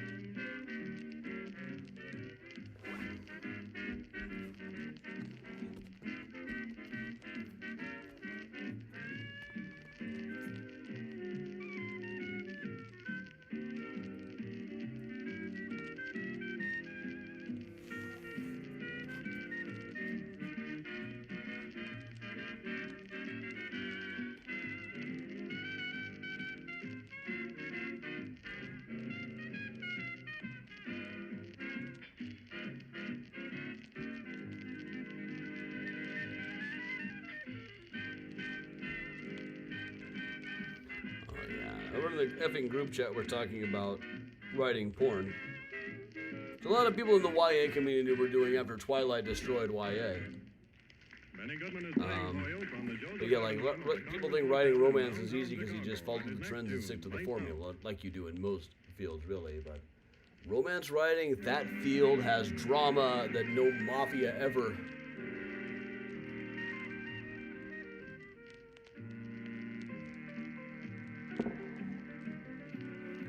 Yeah, Miles is out here now. Miles is presently sitting on top of the liquor cabinet on my laundry cart. Miles, are you why the laundry cart I have to shove it into that machine like 6 times before it works? Somebody across the street neighbor's apartment last week, and he's got a washer and dryer in there and a whole hookup. I don't have that, but I guess I can get that.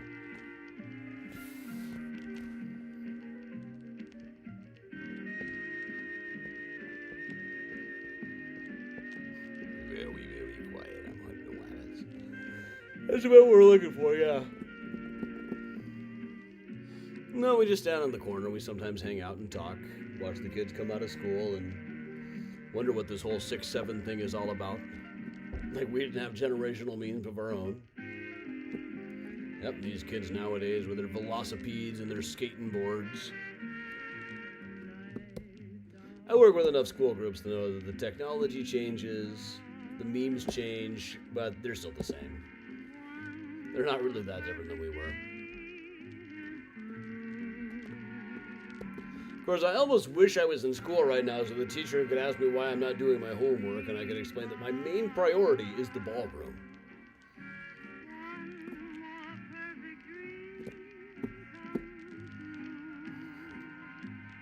I mean, that's just ripe for parody. It's really giving Let Them Eat Cake, isn't it? For all the shit that's going on, the press secretary or whoever the fuck it was says the president's main priority right now is the ballroom. Staring down the White House to put some tacky piece of shit that nobody's ever gonna see.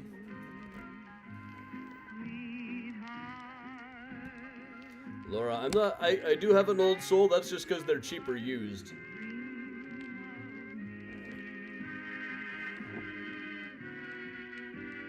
And now it's eternal because I lost the receipt.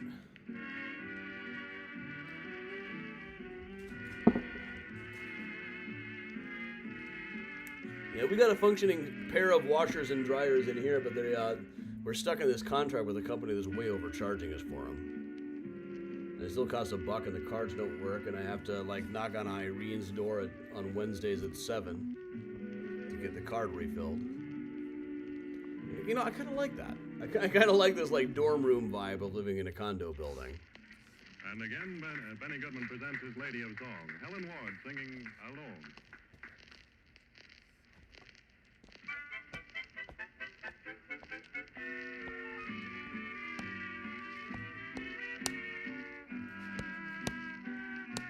There's a whole song about having a soul that you can't sell anymore. I almost played it at Mystericon, but it wasn't quite funny enough to fit the vibes. Well, Angel with the Filthiest Soul. It's a good song if I do say so.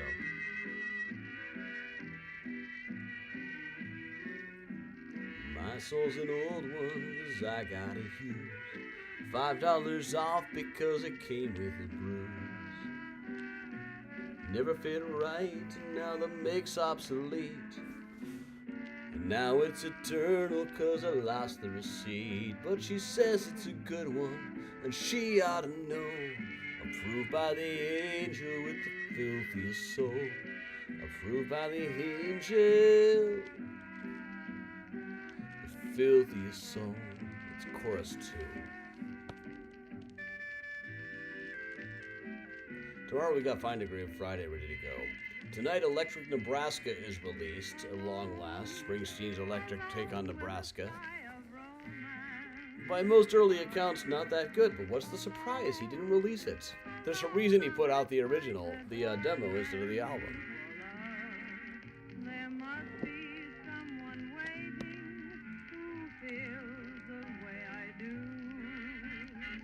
I got a lot of stories about like selling souls. It's like the Faust storyline and variations on it is something that fascinates me. Mike and I wrote a great script about a soul sale. If I do say so, we got a guy that we got in mind that we want to play the angel.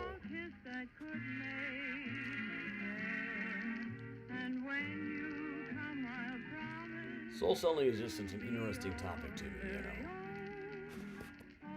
That's why it resonates with me so much. The lost song from Dylan's Born Again period, "God, I Ain't Gonna Go to Hell for Anybody."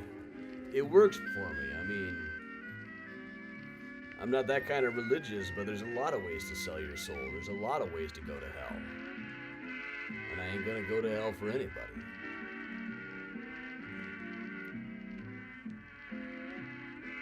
He tried to rewrite that as a secular song. You know, snowflakes falling in a crowded room, and the room leaves are dying. I ain't gonna go to hell for anybody. I ain't gonna go to hell for anybody. One of the biggest revelations to me researching his late 70s output is the song More Than Flesh and Blood Can Bear, that I think he played live once or twice. And here's another And had somebody else record a version of, and there's draft after draft of it. And it wasn't one of the religious songs. I mean, late 78, early 79, he wrote a number of songs that he would later rewrite as Born Again songs, like Slow Train Comin' and Do Right to Me Baby. There was also the song More Than Flesh and Blood Can Bear, that before hearing it, I assumed it was one of the religious songs just based on the title. It should have been an easy rewrite, but he never did. Who knows? Oh yeah, I'm looking forward to seeing the Springsteen biopic as well. Or as the kids call it, the biopic.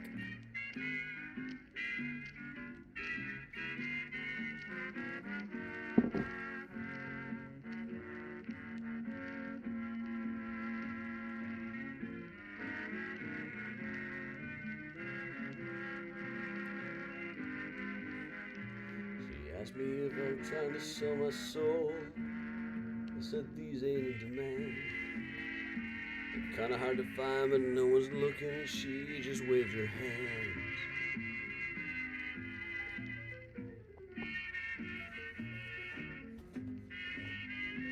It's a good song, I gotta do something with it. Good evening, everybody. Good night, Janice.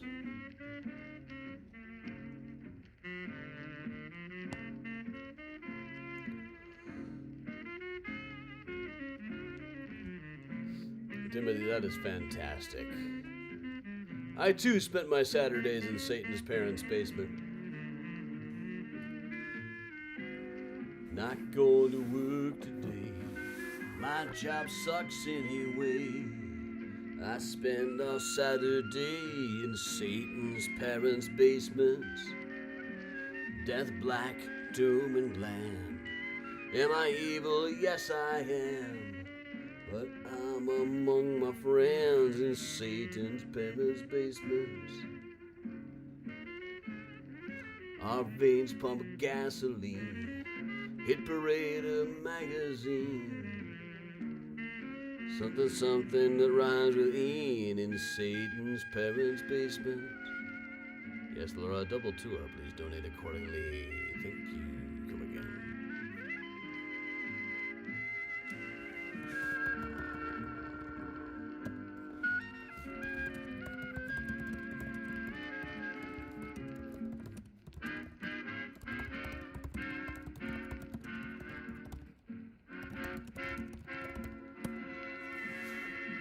Jenna just sent me a picture of apple spice donut wine and pumpkin pie wine by some outfit called St. Julian.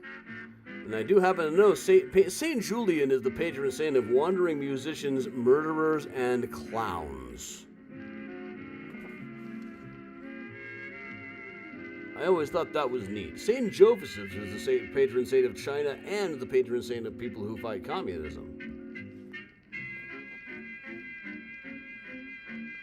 Have I tried the bourbon Widow Jane yet? No, I haven't. John, that sounds good. Widow Jane. Let me see if they got that at Binny's. If I type it in now, maybe the machine will remember that I asked about it.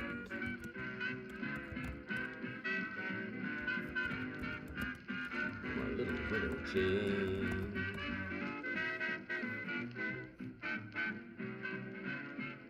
Wow. Okay, the blended version is only $43. The rest are like $250 to $100 or something. $75 for the 10-year. $49 for the rye. That's not so bad. $49 for the Applewood aged rye. Which one are we talking about here, John? Is there like a $50 one? So I'll try a $50 bourbon. $250. I ain't made of money. Hey, Miles. Gonna hop up and say hello. Let it fly away. It's a different version. Yeah, it's a different. High and low. Hear it everywhere you go. What a fly away. The 10. The 10-year-old is going for $75 at the Evanston Benny's. That's kind of above my limit of what I'll pay for a bourbon.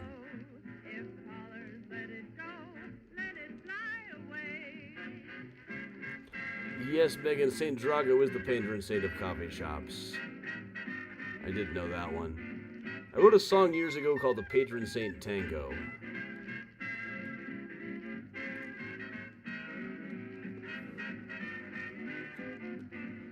St. Catherine is the patron saint of Iowa and Illinois. I always thought patron saints were amusing, even as a definitely non-Catholic. Do I have it? Yes, I do have it. I bet I can sing it. It's a tango. You can sing that. We'll just make it available offline, and I'll sing you the patron saint tango. Benny Goodman's Orchestra and the King Porter's Stomp. It's thinking about loading anyway. Okay. Saint Mary is the patron saint of Iowa and Illinois. Saint Gregory's the patron saint of singing and choir boys.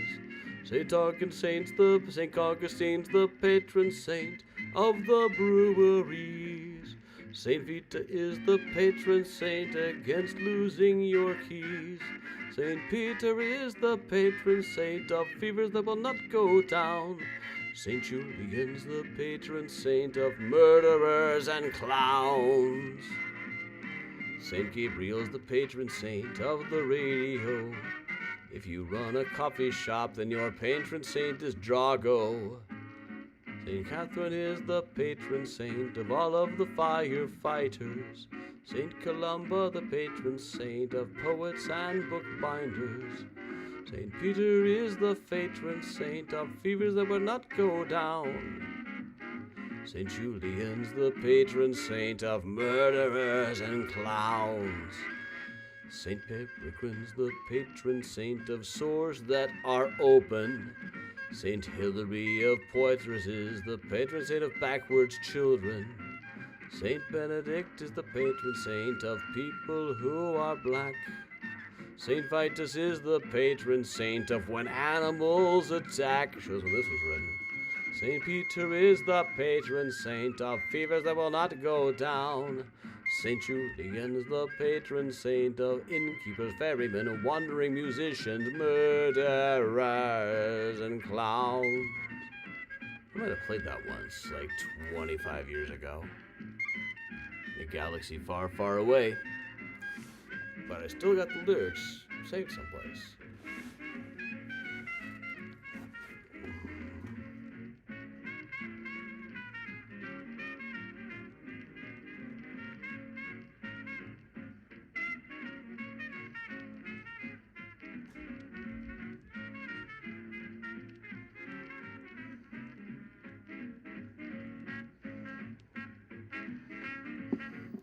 That's about as much as you're going to hear from patron saints from a Jew, anyway. Moment to express distress at the fact that young leftists have learned to the proper response to any instance of anti-Semitism is to say something snotty about Palestine.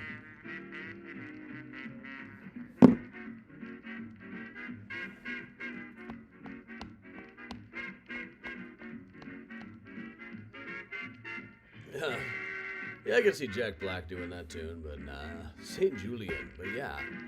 I was amused by St. Julian, the patron saint of wandering musicians, murderers, and clowns. I remember when I lost my keys one time, Mom asked me if I'd tried St. Anthony. I was like, I don't know if he works with Jews.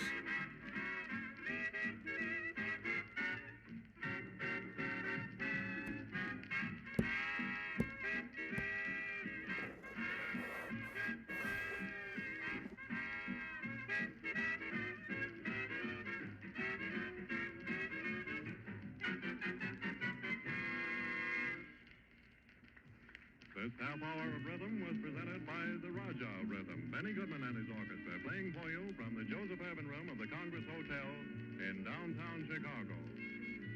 This is the National Broadcasting Company.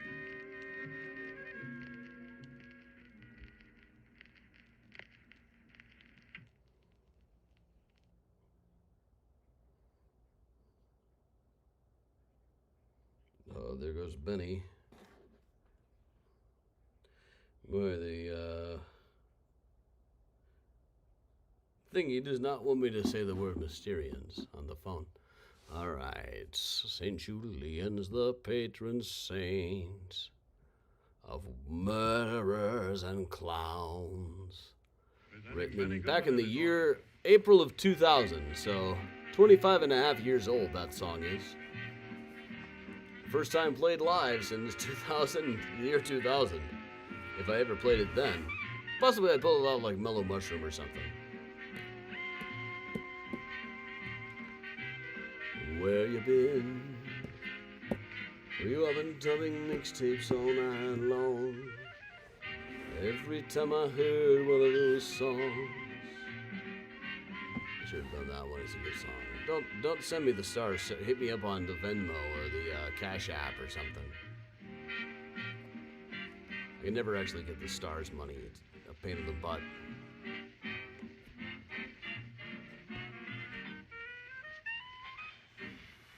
And that was Benny Goodman's tuneful invitation, Let's Dance.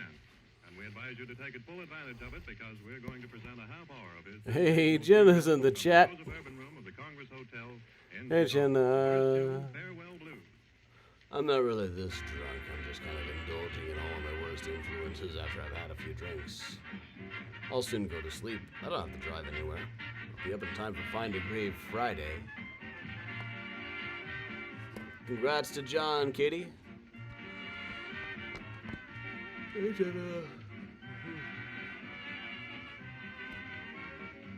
Don't worry, I'm not showing the butt crap pic. Might have been wearing the same shirt for that day. No, I think it was an orange one. I was wearing a fedora, but not this one.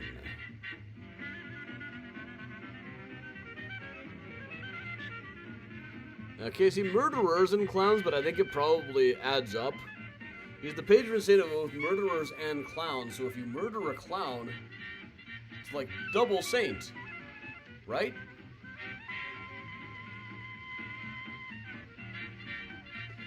Oh yeah, I generally do need a drink at Mystericon. Those of you saying you should get drunk with me at the con. Fair. By the end of the night, Mystericon is very stressful for me, you know. It always goes well, but I'm always stressed out about it.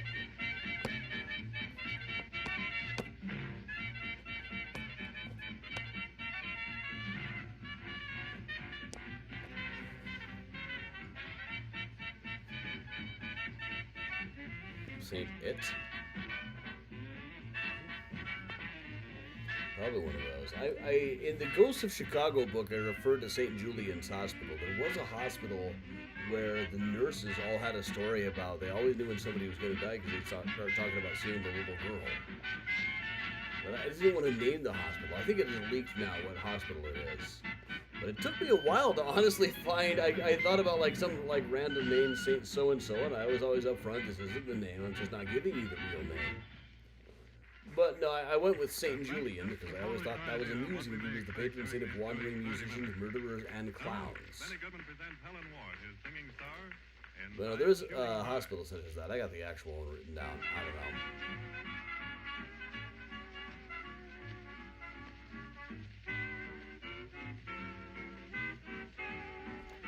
Well, Debbie, I didn't mean to disappear, but I gotta get my parents home at some point, you know.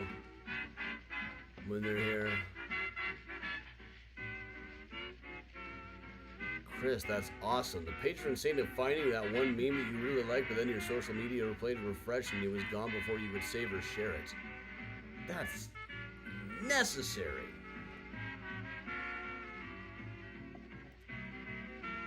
I had to scroll till I found that shot of Greg Bovino looking like fucking Grand Moff Tarkin earlier.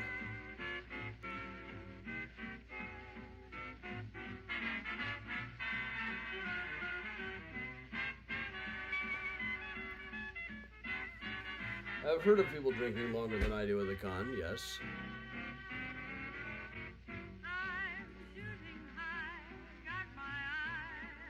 Oh, at Timothy's Hospital, people see a gentleman in top hats right before they die. It's Dick Powell for sure.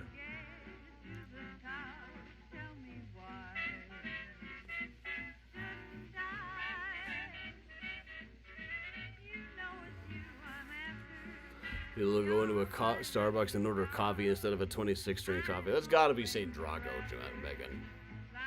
But yeah, when I'm president, there's going to be a line just for black coffee. Those of us who actually drink coffee at a coffee shop, imagine. Had songs about that too.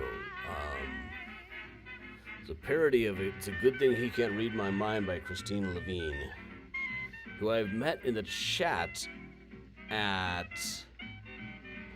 a Marissa Mulder live gig on live stream gig. She was just in the chat, Christine Levine. Great songwriter. Wrote songs like Sensitive New Age Guys and Harrison Ford.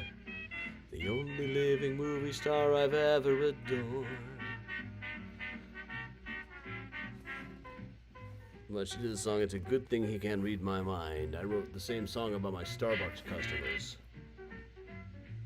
I am with this redneck guy, this really stupid redneck guy, but this guy is my customer. I serve this guy.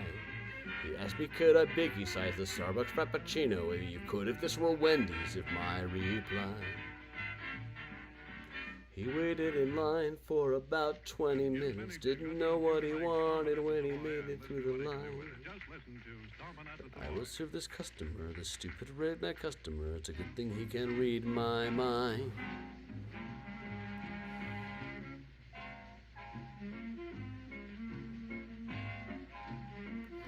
$1,500 coffee maker at work? Come on.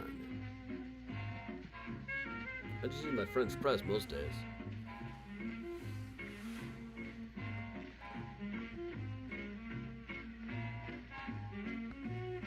Timothy, that's a great stories. Drago! Tired and I took off my hat.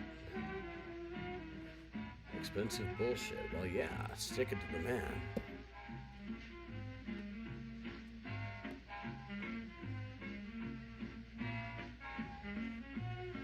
I went and took a school group to School of Rock where they were going to get to sing along with the cast, and the song Stick It to the Man includes the line Stick Your Middle Finger Out, and I had just gotten in a lot of trouble because they caught me sticking up my middle finger at a statue of Jefferson Davis or Robert E. Lee, or one of them at the D.C. Capitol.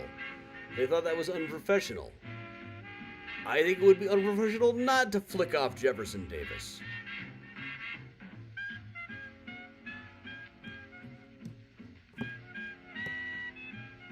I regret nothing. Well, they said that I took a selfie of myself with flicking off Jefferson Davis. No, how do you even do that? I'd be flicking off the camera in front of the Jefferson Davis statue. It wouldn't resonate. Really, it's only a selfie because it was only a shot of my finger, and I wrote a whole long thing about how it wasn't real.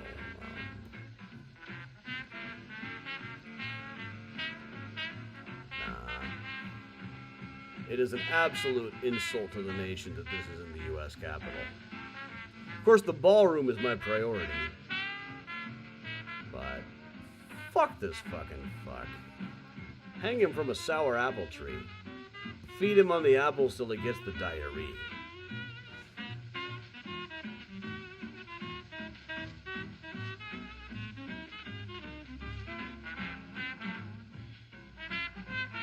Timothy, these stories are great. Email me if you can. Especially this local to Chicago. I'm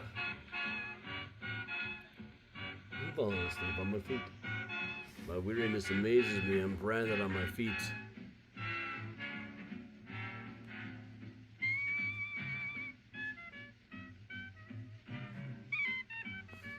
Stephen Ruth, the Link Book, was just asking me yesterday, is that really still a thing? People really think the Civil War wasn't about slavery? Yeah. Eventually I'll publish my book, Fuck Around and Find Out, A Disrespectful Guide to the Confederacy. Long time I've been collecting like speeches and letters and meeting transcripts where the Southerners talked about why they were doing what they were doing. It's exactly what you'd think. People don't go to war over questions of jurisdiction, for fuck's sake.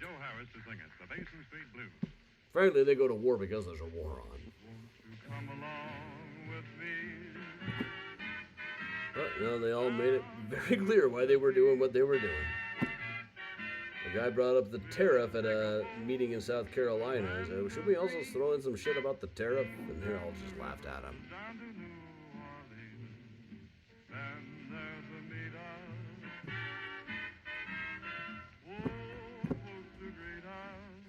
All right, everybody, we dwindled down to about 30-odd people.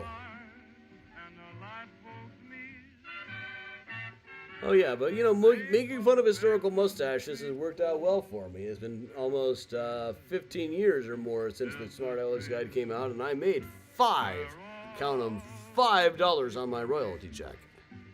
So thanks everybody for joining me. I'm Adam from Mysterious Chicago Tours, and we'll see you tomorrow for Find a Grave Friday. I should be up and ambulatory by then. And until then, everybody, also Saturday, Graceland Cemetery. Where's the upcoming tours? Yeah, Saturday, Graceland Cemetery. Sunday, Rose Hill Cemetery, 1 p.m. Still available. October 31st, there will be ghost tours on a bus, just like we did back in the olden days, in the good old days of yore.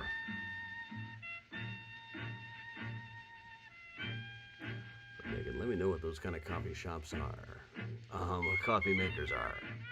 I'm always out for a new one. I got so many of them over on the table to my right. I got a vacuum machine, a French press, and an AeroPress, and a grinder, and some mushroom powder that I believe is a laxative, more than it's a brain food. Probably too much information there. But all right, everybody, thank you very much for joining me. I'm Adam from Mysterious Chicago Tours, telling everybody to stay safe, stay strong, stay vigilant, keep circulating the tapes, and if you can, stay spooky, everybody. Have a good night. Visiting all the old Capone hunts in my area. Check your sources there, Timothy. One thing every Chicago tour guide knows, people come up to us all the time saying, "Oh, I bet you've heard about my town. That's where Capone had his resorts." Like, yeah, I don't think he had a resort in Tampon, Nebraska, or like Rectum, Arkansas, or wherever you're from. But all right. Is there walking involved? There's usually at least a little bit of walking involved. We'll get off the bus a couple of times on the bus tour. Cemetery walking tours are in fact walking tours.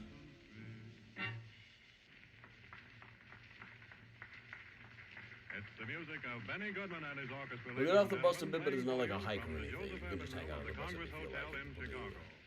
And now, But all right. I'm building up to an awful letdown. I just said something there. Hotel Cascadia. Yes, Debbie, there is, we get off the bus a couple of times on the ghost tour, but it's not a ton of walking. And you can just hang out on the bus if you feel like it. But all right, everybody, thank you for joining me. Adam from Mysterious Chicago Tours. Gonna go crash now. Find a Great Friday tomorrow morning. Good night to you all, and sleep in your sleep. May angels around you, their silent watch keep. Good night. Good night. Good night. Good nights. And Scott do that tour? Who's Scott?